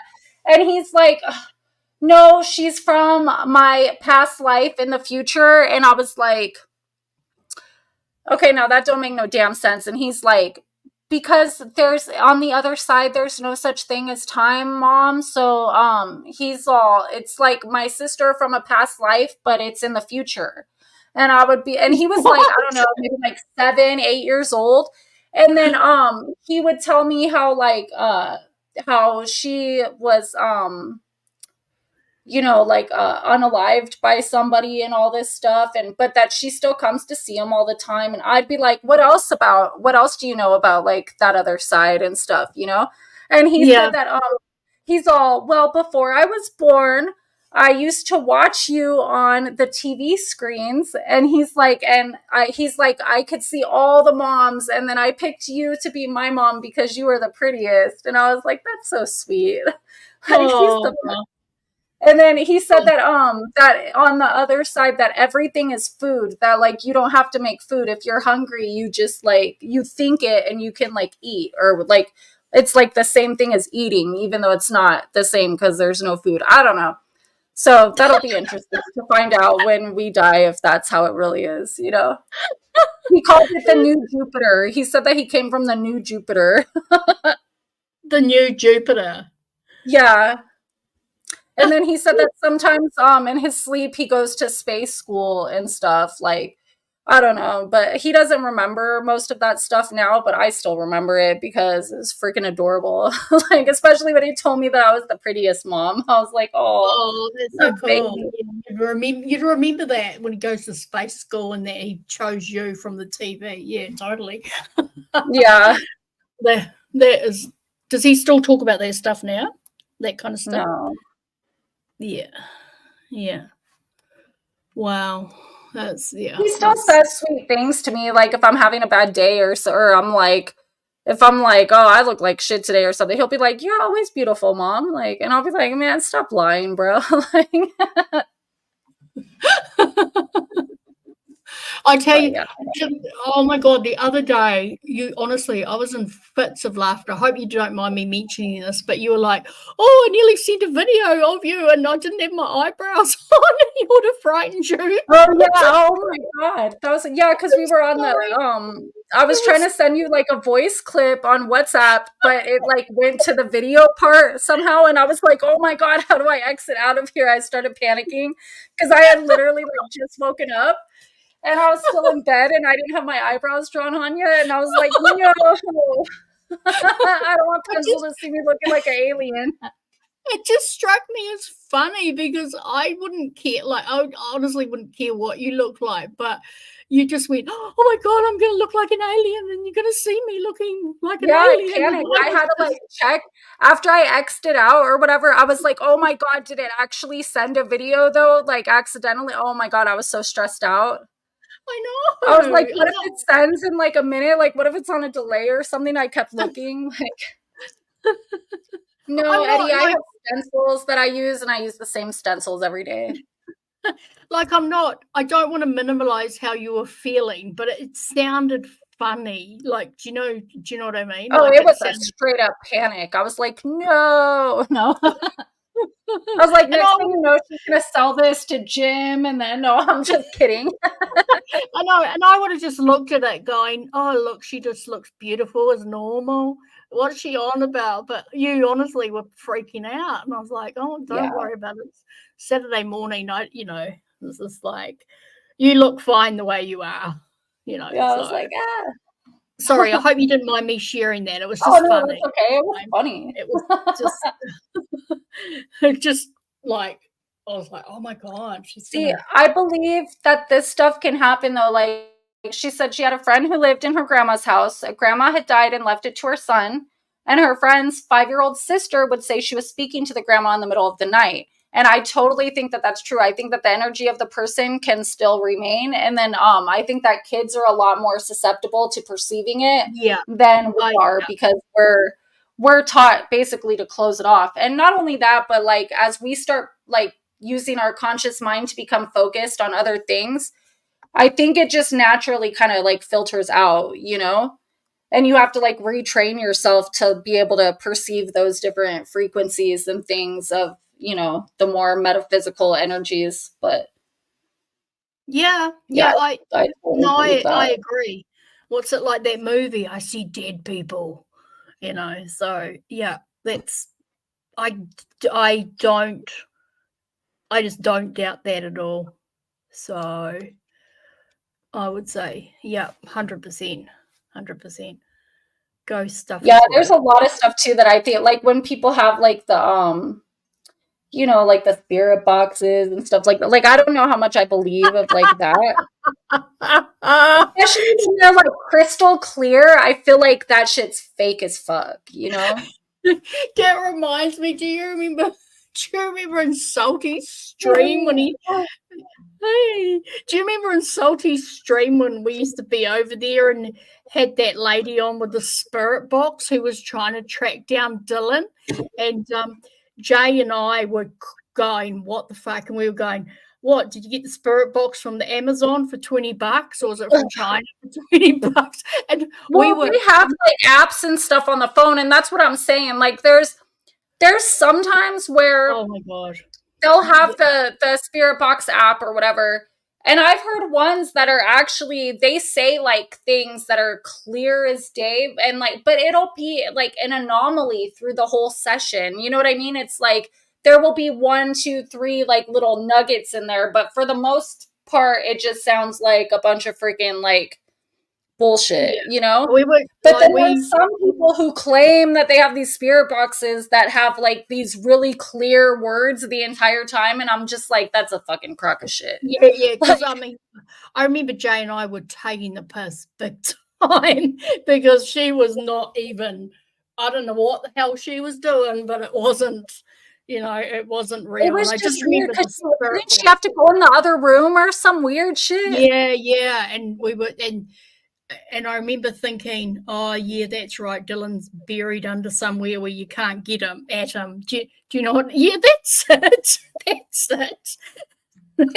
That was it. And it was really bad because, honestly, I was really taking the piss out of her. And so it was Jay. They always want people to check the water, too. It's like...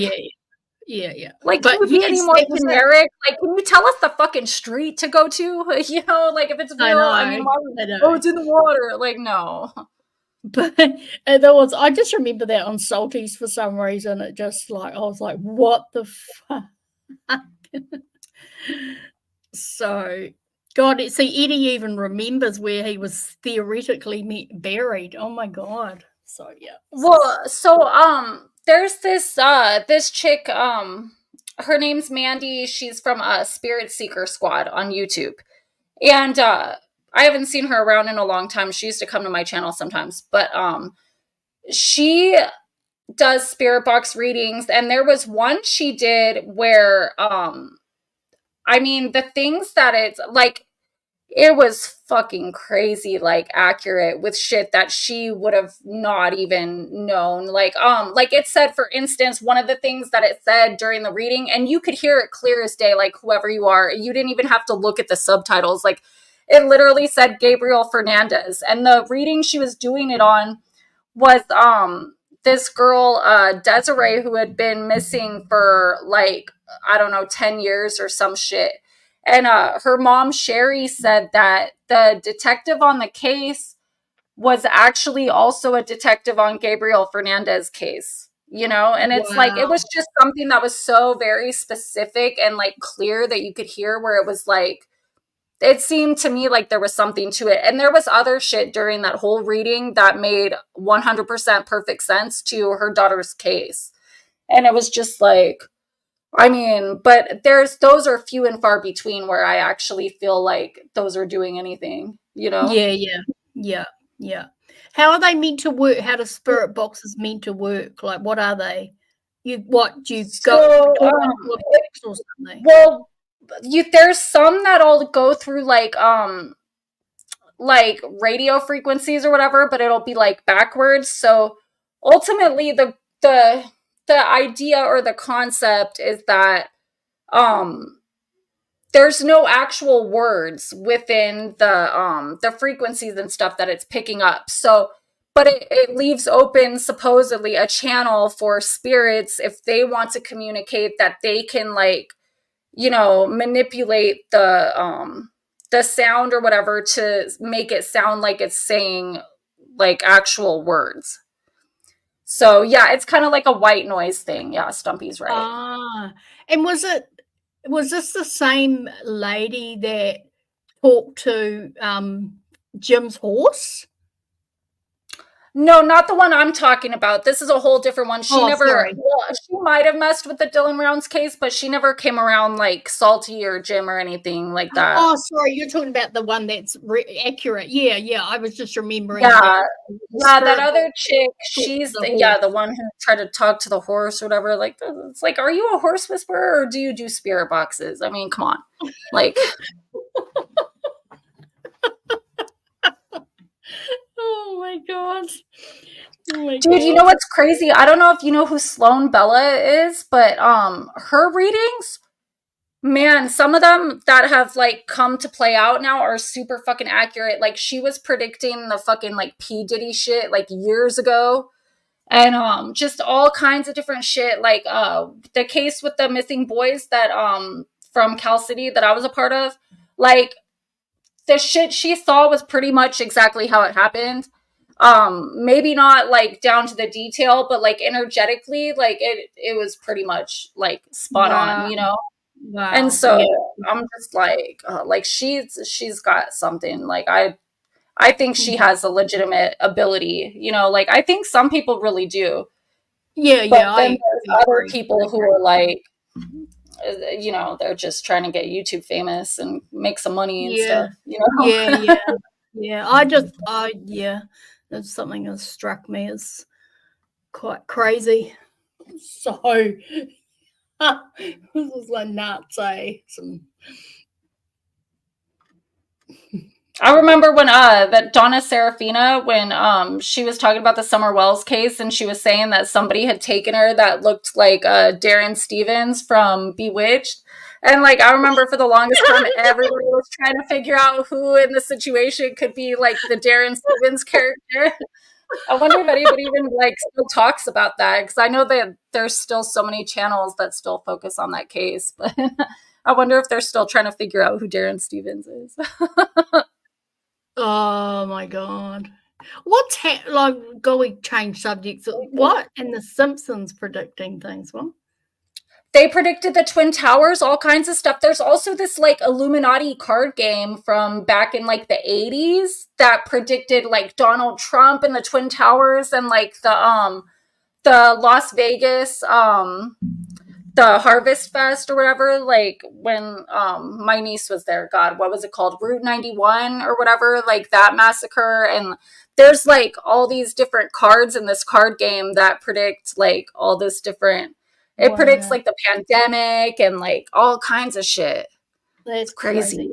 So we're talking about the Simpsons, Bart and Marge. The Simpsons do it too. Yeah, they had the whole Twin Towers thing happening. Like, yeah.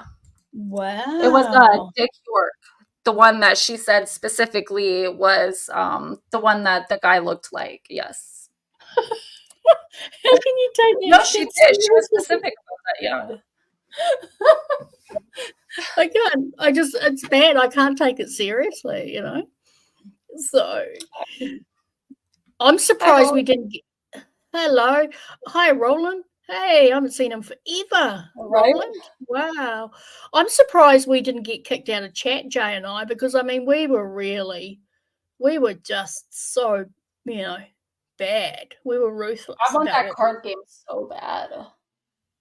What? The Illuminati card game. It's like $350 or something. And then there's like all these different packs. It's like like a like one of those like Dungeons and Dragons or something. Don't they use cards kind of like that where they make moves and stuff based on the cards? I think is how it works. Right. Right? So you don't Illuminati card game is like that. There's different powers and different attacks and different things you could do. So it has like the main pack that you buy, which I think is like $350. And then you can buy the different editions or whatever for the extra moves and stuff. Like I want it so bad. But I mean, like that's Dungeons something and that Dragons. obviously I don't need, so Is it like Dungeons and Dragons kind of stuff? That's what I think. Like I've never played Dungeons and Dragons, but I think that that's like the concept, like how it works, but so you don't buy these cards and play Go Fish or Snap or anything. Yeah, no, they have like different it'll say like use this power to do this, or like you gained 1 power for this or whatever. Oh wow. Okay. But I just think it would be cool for like just the just to collect it. You know what I mean? Like just for the for having it. Just for having it. Yeah, because like I said, it's got all these different. It's got the Twin Towers, like all kinds of shit. And this card game was made in like '85 or some shit, like before I was even born. And there's like a guy on one of the cards that looks just like freaking Donald Trump, or like just it's way out. Right. They're the Illuminati card game. It's called like Illuminati New World Order or something like that. That's what JD Jenny magic cards. Maybe. And it's $350. Are you serious? Wow. Yeah. That's nuts. Because I think they don't make them anymore neither. There's only so many out there, Yeah, right. When's your birthday again? August, eh?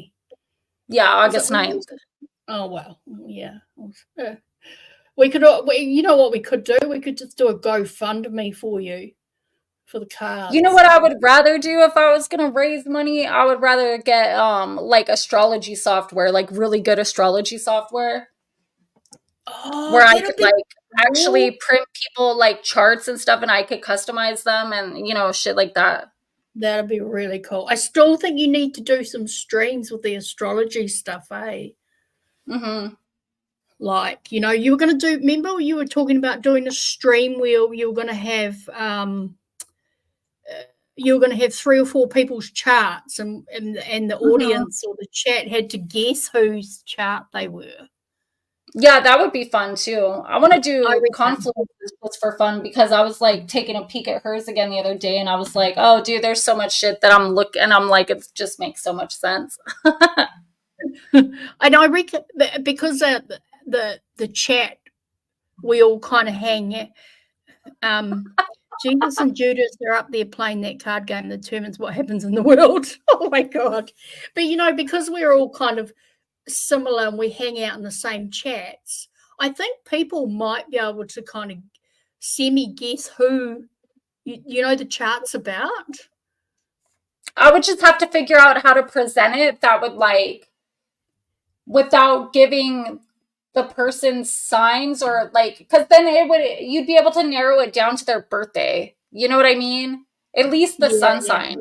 So it's like if I was able to figure out how I could present it in a way that would just discuss like personality traits, kind of like, but I don't know. I don't know how I would do it. Like, I know, because I would want to obviously show the chart and like as I'm explaining, but then Yeah, I know, because if you were kind of like, oh, well, this person's liberal and they're a loudmouth and they hate guns, they'll be like, oh,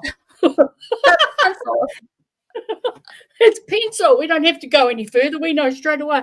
No, but like different aspects of personality, eh?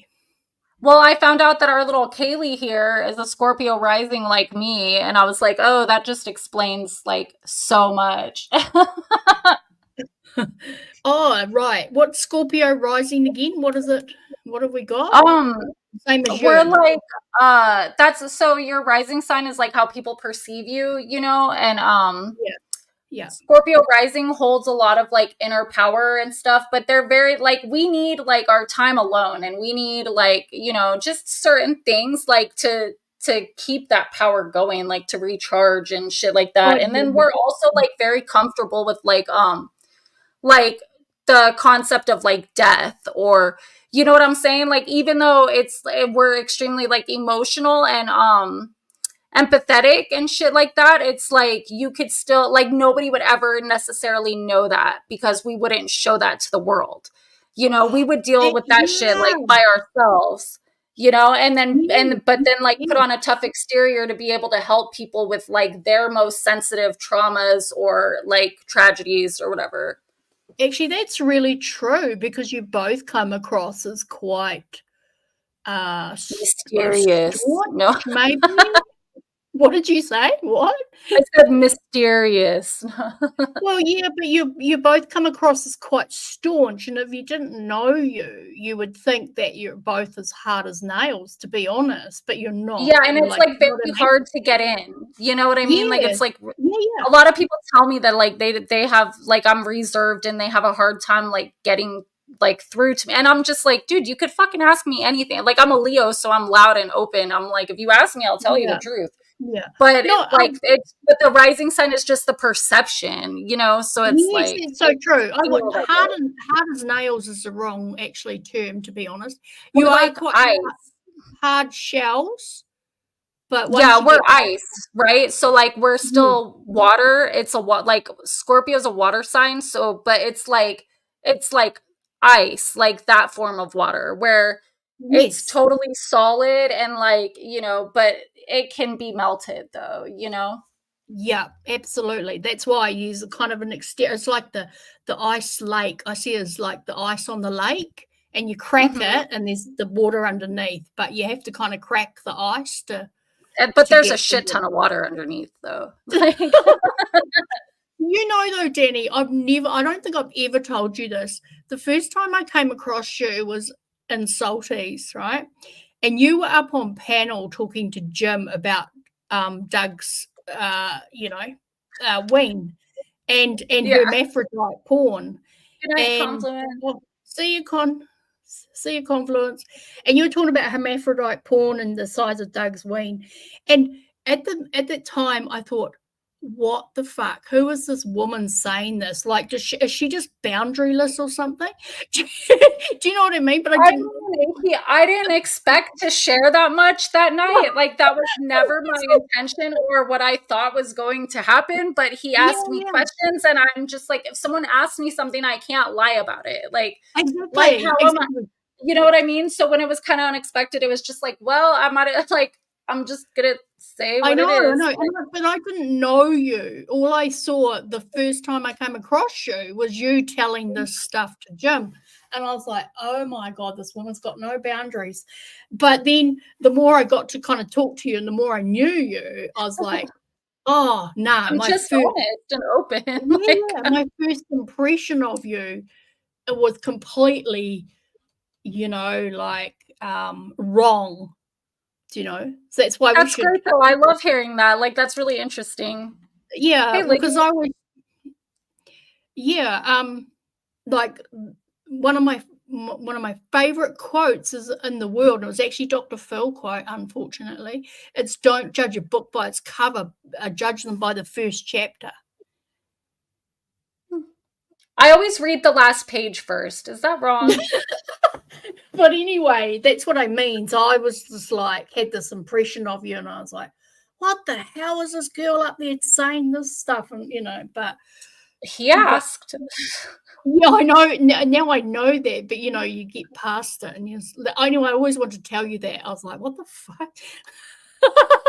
I'm sure a lot of people were like that. They're like, what is wrong with her? Like, who even says that? But I mean, it's the truth, though. So it was like, what am I supposed to do? You know, like, I'd rather just fucking just spit out whatever the fuck happened. Like, and then I don't have to remember anything or like, because, sometimes, depending on the situation, and if it might be some kind of like sensitive thing, like regarding another person or whatever, that like I want to guard information, and like, not that you lie about stuff, but sometimes you omit details in order to protect yourself or other people or whatever, right? So you have to be a little bit more calculated when you're answering questions in order to not give out details that might ultimately like come back to hurt you later. But it was like, for something like that, it's like, I might as well just fucking put it all out there, because I really don't give a fuck about him and protecting him or nothing anyways. And like, it'll be easier to just get it all out now, and then I don't have to remember like what did I say, or you know, like how much of the story did I tell, or what. It's like, it's just fucking, the truth is the truth, you know? Yeah, exactly. And exactly. I mean, yeah, absolutely. And I look back now and I think, wow, that's quite brave and quite impressive, you know? So,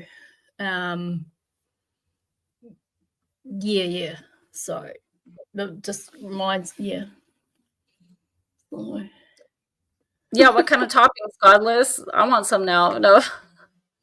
I just made like for dinner, we just had like barbecue chicken strips, and then I made macaroni and cheese, just like the box kind, and then like some frozen like peas and carrots and green beans and stuff. So like, I kind of cooked, but it wasn't really cooking, you know, but it was like, it's like cooking like frozen food and, you know, and mac and cheese. But oh, thank you, Kaylee, for the $10. She said, pass the Pookie. Like, here you go, bitch. No. How did that start? How did that pass the Pookie start? Because, like, you know, the favorite thing to call everyone when they discard you is like a meth head or whatever. So, like Kaylee and Eddie and Fumble and all them that just started fucking embracing it and being like, past the Pookie in the chat and stuff. You know what I mean? And like Betty and all them. Yeah. That's how it started. So someone was calling whoever meth heads as usual, and right. So now that's like the inside. Yeah. And then what's funny is there was a night, maybe like, I don't know, a couple weeks ago, that Arkansas did a stream, and she was like making songs and with AI or whatever. So she put in like past the Pookie and stuff, and it made like this song called Pookie Fever, and it did it in like a couple different variations of like different kind of like I think she picked like experimental trap or something for like the type of music. And it's like, one of them though was actually really good. Like, she couldn't find it again though when she was trying to show Eddie. I was like, damn it. Like, she needs to look for that shit and find it. Yeah. I've never heard of that word Pookie. Is it a common word?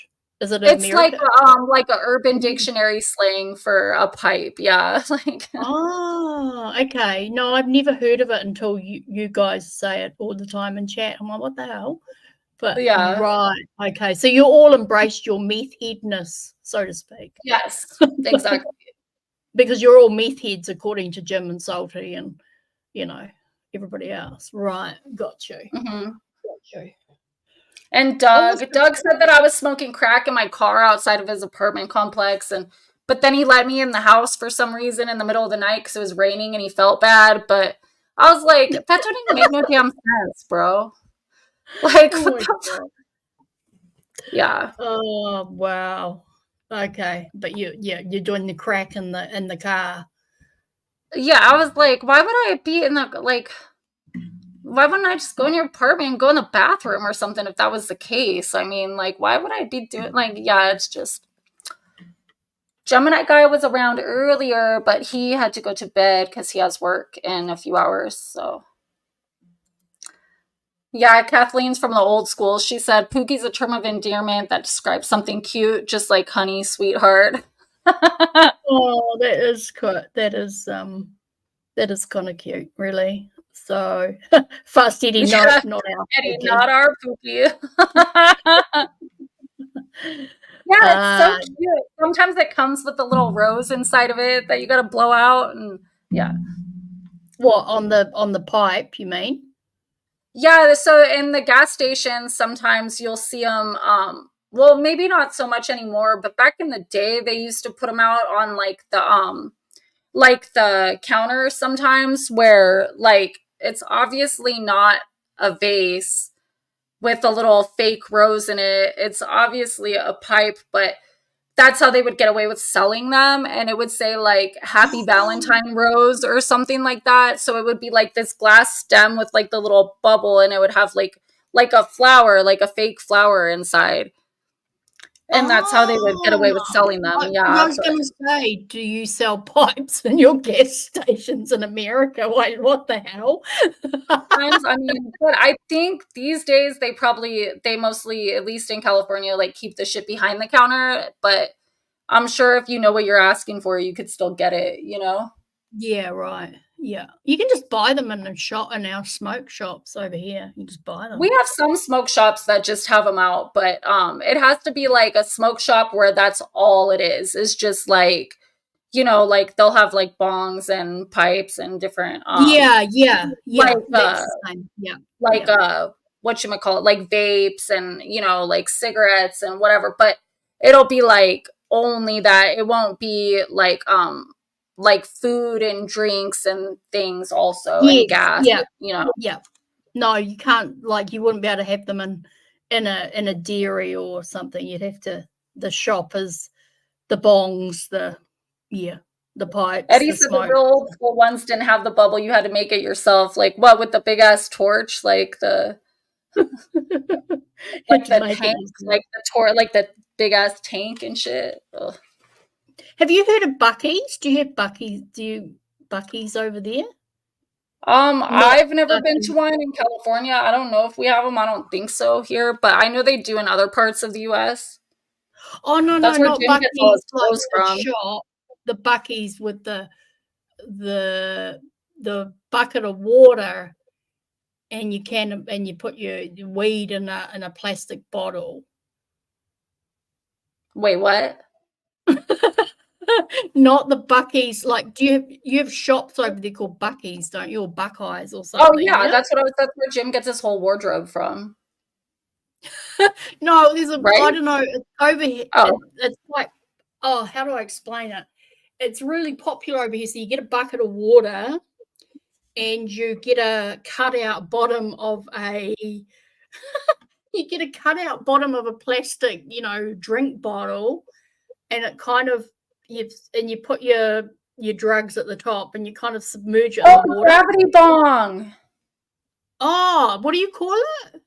A gravity bong. So you take the like a pitcher or something, or you could even do it with two plastic bottles. You could do like a 3-liter bottle and then a 2-liter like on top of it, and then you put the fucking the bowl at the top in the cap, and then you light it or whatever, and you unscrew it, and then you pull up like as you're hitting it, right? That's what you're saying. Okay, yeah. I've only seen them in actual buckets of water, not buckets. Yeah, yeah, they have different ways of making it. Yeah, I've used those before. What's it called over there? A gravity bong. Gravity bong. Yeah, Eddie knows what's up. Like. Oh wow! We just call it BU. Like Billy. What the? Spherical bong. Billy. Oh my gosh, Sparklet's 5-gallon jug in a trash can. Dude, Eddie, that's too much, bro. Like there's a limit. Like there's a line that you just, I mean, you shouldn't. I mean, I guess you won't, like weed won't kill you. So, I mean, I guess have at it, but the sparklets, what? That's like doing the most. That's doing the most for sure. Well, I thought like having a bucket of water and a 2-liter Coke bottle, doing the same thing was massive. Right? That's what we call them, Buc-ee's, Buckyys. So yeah, that's kind of interesting. I'm like, I better turn my monetization off for this stream. Sorry. No, not your fault. We've been talking about all kinds of shit.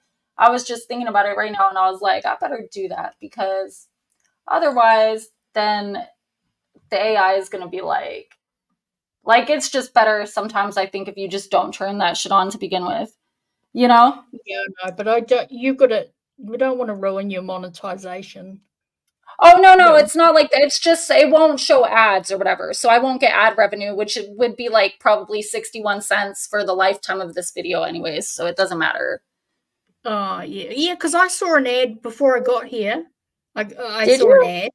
Oh, no, I was watching your stream for about 10 minutes, and there was an ad that came up. Yeah. Well, I did have the monetization on when I first started, so that's probably why, but that's crazy. It was after 10 minutes that it was on? Well, I don't know how it works over here, but sometimes if you got ad revenue, instead of going straight into the stream, it'll show an ad first. Even on a live stream? Yeah, all the time. Yeah. I mean, I have the premium, so I don't know this stuff, but that's crazy. Yeah, no, so it was an ad for some random bowel product. Oh, well, that's great. I was like, oh, Danny's monitor, like adware. Yeah, straight. Yeah, I don't know. Maybe it's different in different countries, but some streams like yours and Bowls and who else? I can't think of any at the moment, but yours and Bowls, you'll get an ad before you let you go into the stream. So yeah. Interesting. Yeah, no, if I turn it off, it shouldn't do that for you guys, though. If I have it off before I start. It just depends on what I'm going to be talking about. If I know it's going to be something sensitive, like I won't turn it on to begin with. Or if I know that I'm probably going to get mad and cuss a lot, you know? Yeah, see, Eddie said the same thing. He got ads as soon as you started. Yeah. Yeah, that's because I didn't know where this was going to go. So I thought I'll just leave it on and then turn it off if, like, it starts to get, you know, if we're talking about gravity bongs and shit. Sorry. I didn't know what they were called. I didn't even know if you had them, but clearly bongs are universal. I don't know why more people don't get them. Like, seriously, I mean, people struggle like so bad, it seems, to always get their wraps and all that. And I'm like, what a headache to continuously have to go to the store and get like a blunt wrap. Like, why don't you just buy a bong? Like, you'd save money in the long run. What's a blunt And then you wrap? always have it. It's reusable, you know? What's a blunt wrap? Like a cigar? Like they empty out the tobacco, like, and then put the weed? No, I'm old school. No, that's completely new to me. Yeah. A blunt wrap. Is that what it's called? A blunt wrap? Yeah, a blunt wrap. Because a lot of times they sell them now without the tobacco in it. So it's just only the brown paper from like the cigar paper on the outside. Wow. Because I always think of a wrap as like you put your food in it and, you know. Oh, like a tortilla? We call them wraps. Like you put you. Well, I live in California, aka Little Mexico, so we call them tortillas here, you know. Okay, so you get your big round thing and you put your food in it or whatever you're going to put in there, and you wrap it up so it looks like you're wrapping it up, right? So we call them wraps, but you're talking about another wrap to put your weed in. Yeah, so yeah, I'm talking about a cigar, like a like a cigarello, though, like a smaller cigar, and then you get the paper from that, and that would be a blunt wrap. Yeah, I know, Kaylee. Isn't it cute? We could teach pencil stuffs like about the United States and our weird words, and then she could do the same for us. That's pretty cool. We actually use really different words. Like it's funny. It would be actually good to do a comparison.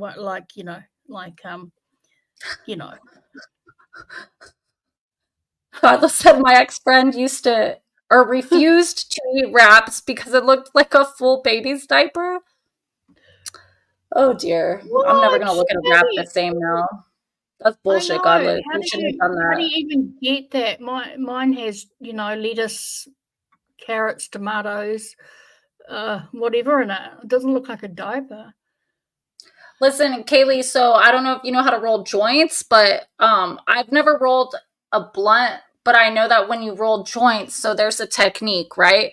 So you get the paper and you put the weed, but you want to make 2 tits to start out with, right? So you make like 2 little mountains, like 2 tits. This is when I was taught, like how it was explained to me. And then, yeah, you make 2 tits like towards the outside, because then as you're fucking rolling, then it like goes to the middle and it ends up being even all the way through. Whereas a lot of people, they try to put it in like more of like one mountain in the middle, and then it never works out right. It's always So do you uneven and need shit. 2? So you need what? 2 cigarette papers, or whatever you want to call them? Do you need No, 2? just one paper, but you put the weed in stacks where it's like 2 mountains, like 2 tits, you know? Oh, Like, I'm with you. I'm with you. yeah, that's how you organize the weed inside when you start rolling. And then, yeah. So these wrap things, whatever you call them, can you just use them once or twice, or what? So it's, if it's like a little paper, like a zigzag or something, then that would be like a joint, and then you smoke it once and then you're done. And then same thing with a blunt. Like, that's what I'm saying, they keep it long, because then they could reuse them over and over. Oh, that's what I mean. I mean, I know you can smoke a joint, you can't use it again, but those things you were talking about look like cigars. So yeah, just once and yeah.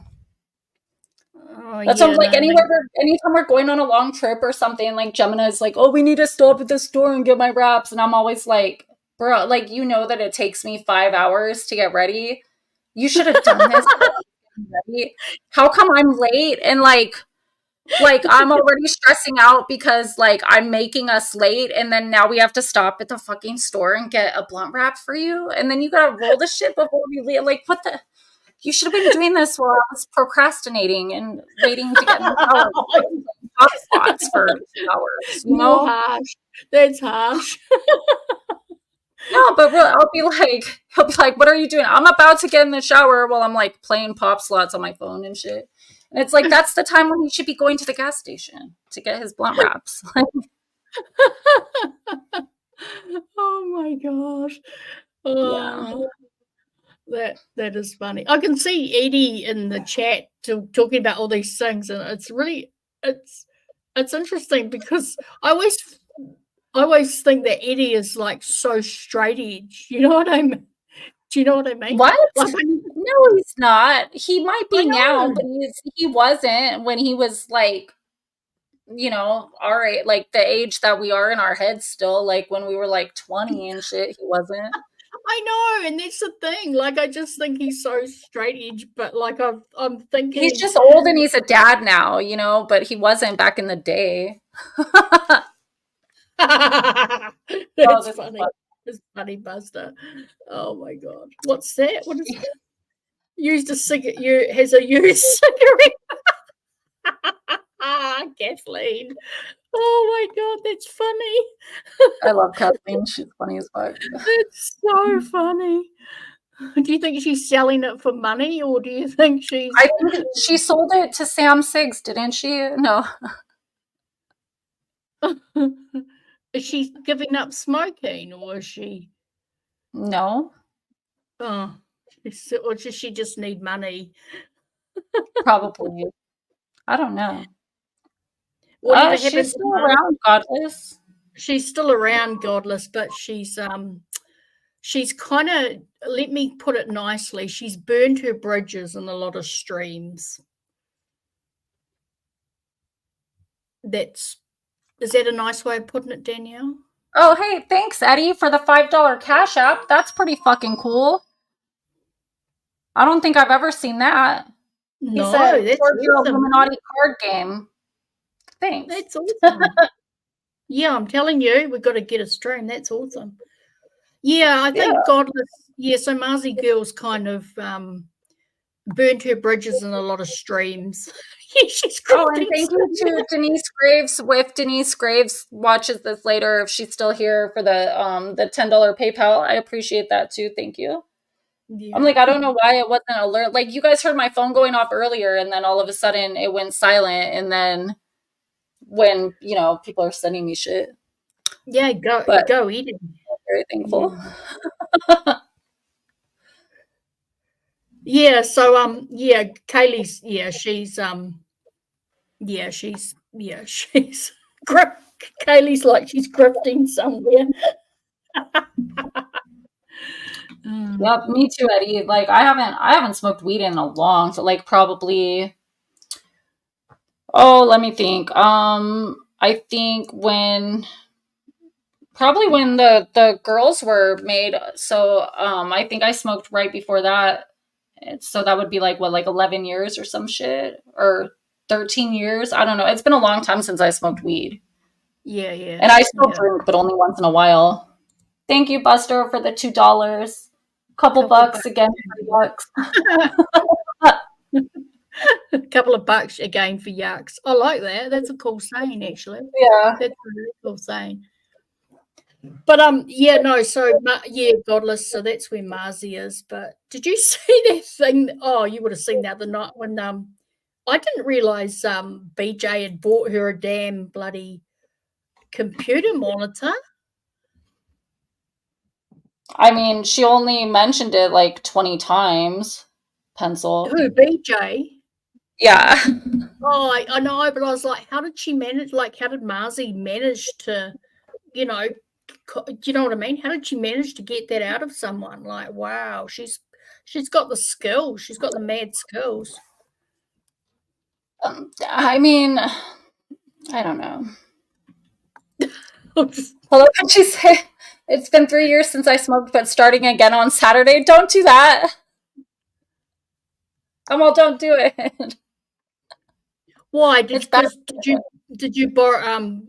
Did she buy the roller off Marzi girl then? Oh, so when it comes in the mail, she's gonna start again? Is that what she's saying? No. Like, did she buy the smoke roller off Marzi? So she's got to start now. Yeah. That's hilarious.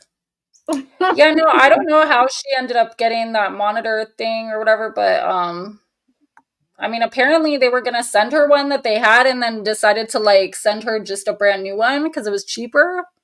That's crazy. Yeah, like I need a new monitor. How do I get one? Like, ask BJ. How do I how do I get one? So, did you have a good time, Stumpy? I hope you had. Oh, he's worn out, so you had a great time. That's awesome. What the? So weed. Okay, so I thought she was gonna smoke cigarettes. Yeah, same here. Yeah. That's what I thought. I thought she had bought Marzi's rolling machine and she was gonna start smoking again. She's even a quitter at quitting. Right. That's great. Okay. Yeah. Oh well, I'll just go and buy myself a monitor from the shop, eh? Is that, that's what normal people do? I guess. I don't know, man.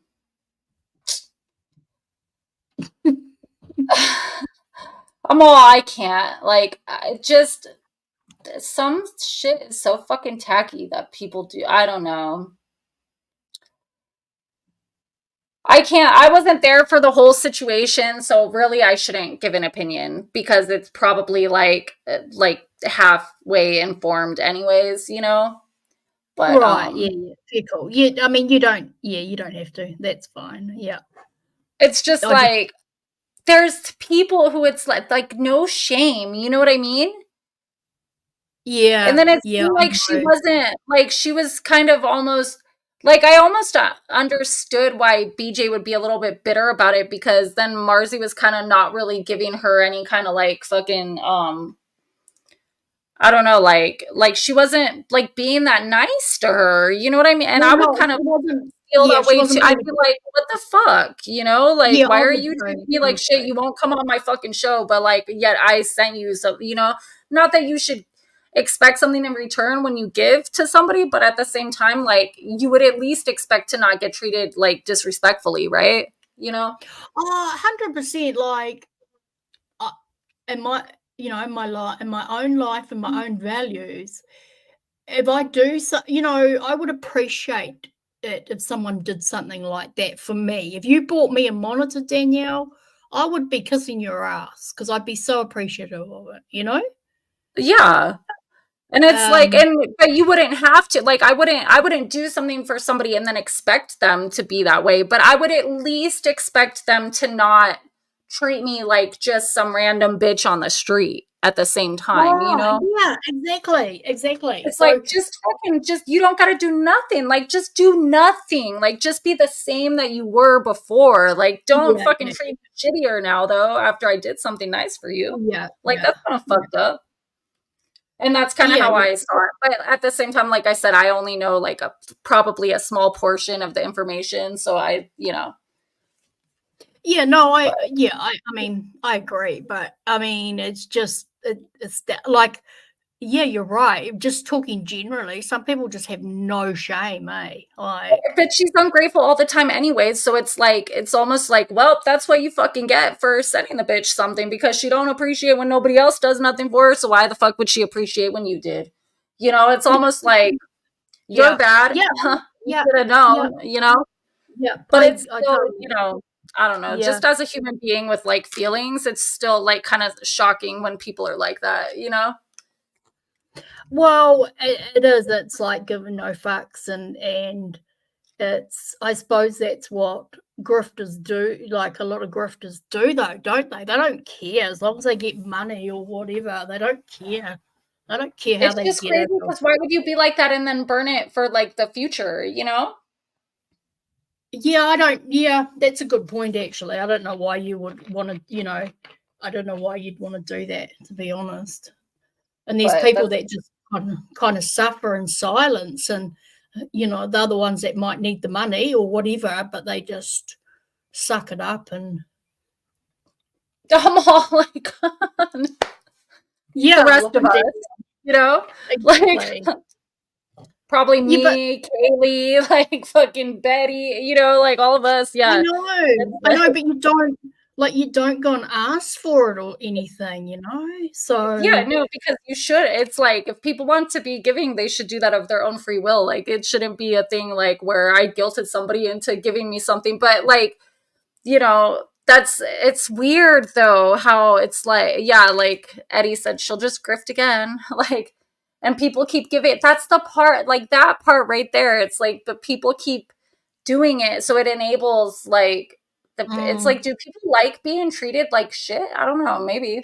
Well, I mean, to be honest, I gave her money, but that was when, like, she was going to buy a car, right? And I gave her a little bit of money.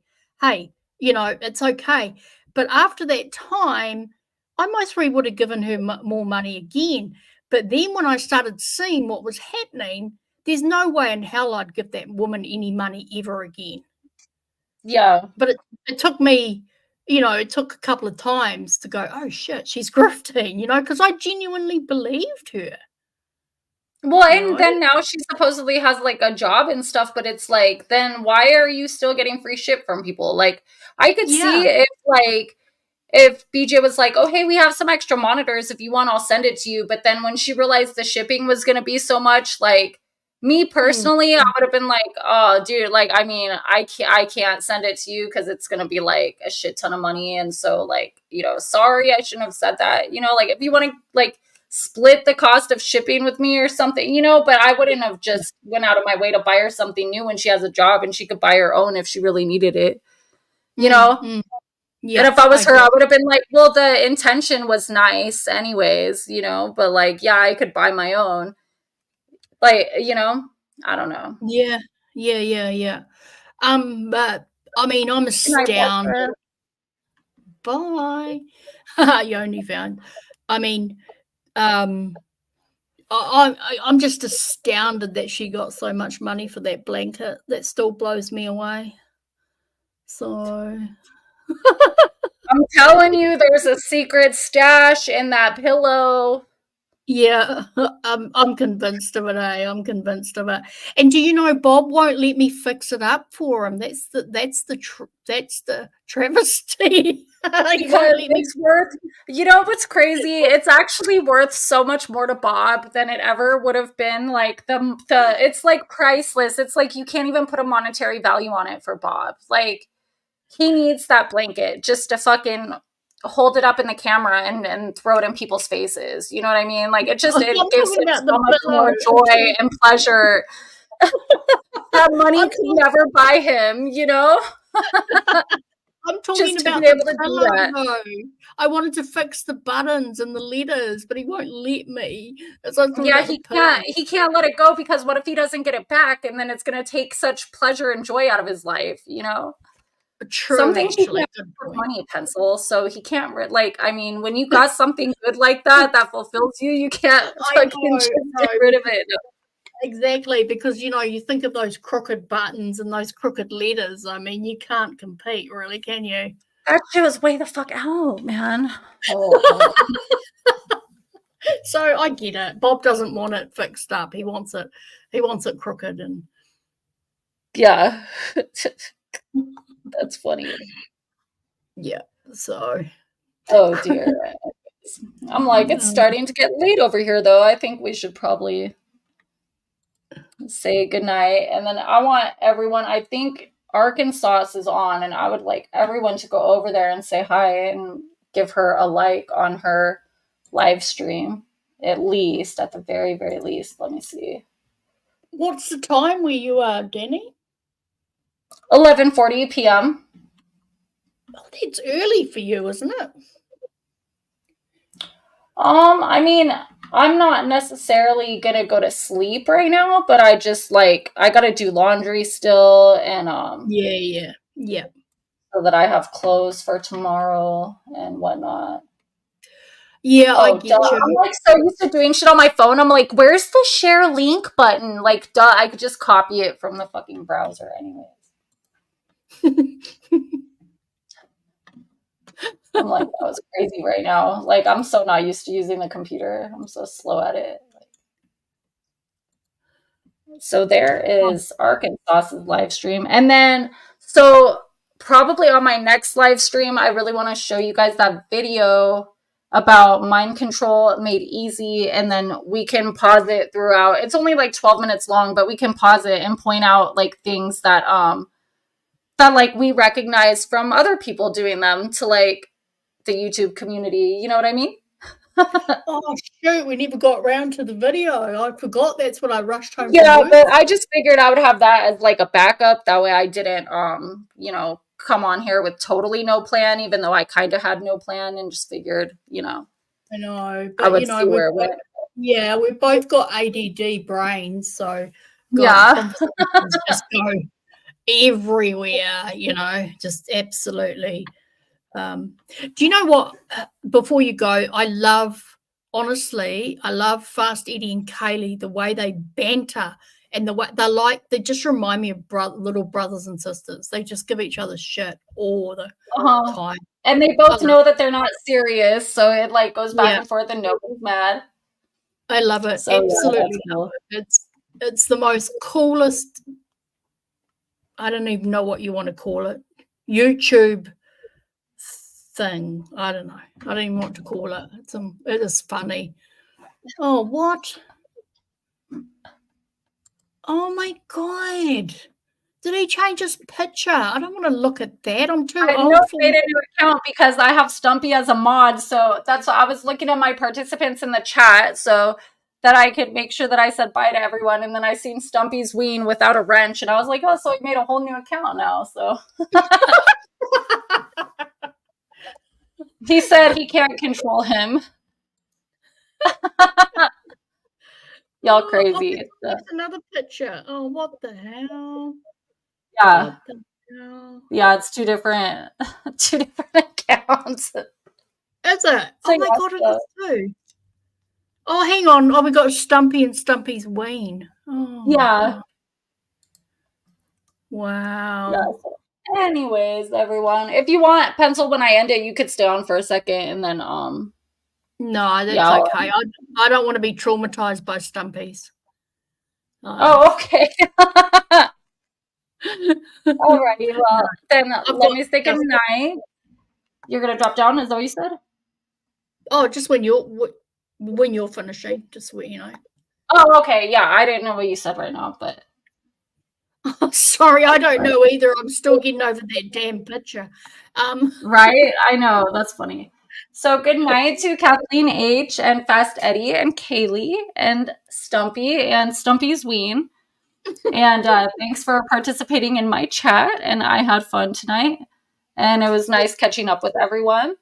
And I'll see you guys next time. Hopefully it's not another like 3 months before I get back on here. Yeah, please don't. Yeah. Please don't.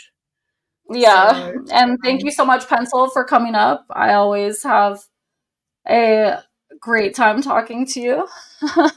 Yeah, about anything and everything. I know. We're the two that. Oh, can I just catch up with you for 5 minutes? 3 hours later. Oh yeah, our 5-minute chats that are So well, I guess I should probably go to sleep now that the sun's coming up. Yeah, exactly. Or you didn't tell them about the cats, man. You got to tell them about the cats. Oh God. Oh no, for another day. Yeah, no, I'm like, before I go, I'll just leave you all with this. So I was on the phone the other night with Pencil, and I was in my car smoking cigarettes. And luckily we were on WhatsApp, so it was really easy to switch to video call. So I turned on the video call because there were some cats like totally getting it in my yard, and I had to share it with her. And then it was like, they kept doing it over and over. And then the female cat, I don't know if this is normal, if you guys know, like I've always seen the cats surround the female, but like they never actually get it in. Like she's usually fighting them off. So this was a whole new, I don't know if this is normal or if anybody's ever seen this, but she would like roll around on the ground after she would like get it from the male cat, and she was just like rolling around from side to side, and I was like, is she having a seizure? Like what the fuck? And then all of a sudden, next thing you know, they're going at it again, and then she would do this rolling around thing on the ground again. Like, is that normal? Is that just what they do? I know you were going, Pencil, I've never seen this before. The bitch is just sitting there. That was the funny bit. The bitch is just sitting there and not doing anything. And I was going, yeah, like usually. Yeah, Kaylee, that's why I put her link, so that because she's live. Yep. Yeah. Yeah, if everyone can go say hi to Arkansas. Yeah. So anyway, that was Tell her I sent you. So anyway, good night all. Good night. Thank you, Danny. Good night. Much love. See you guys next time. Bye. Bye.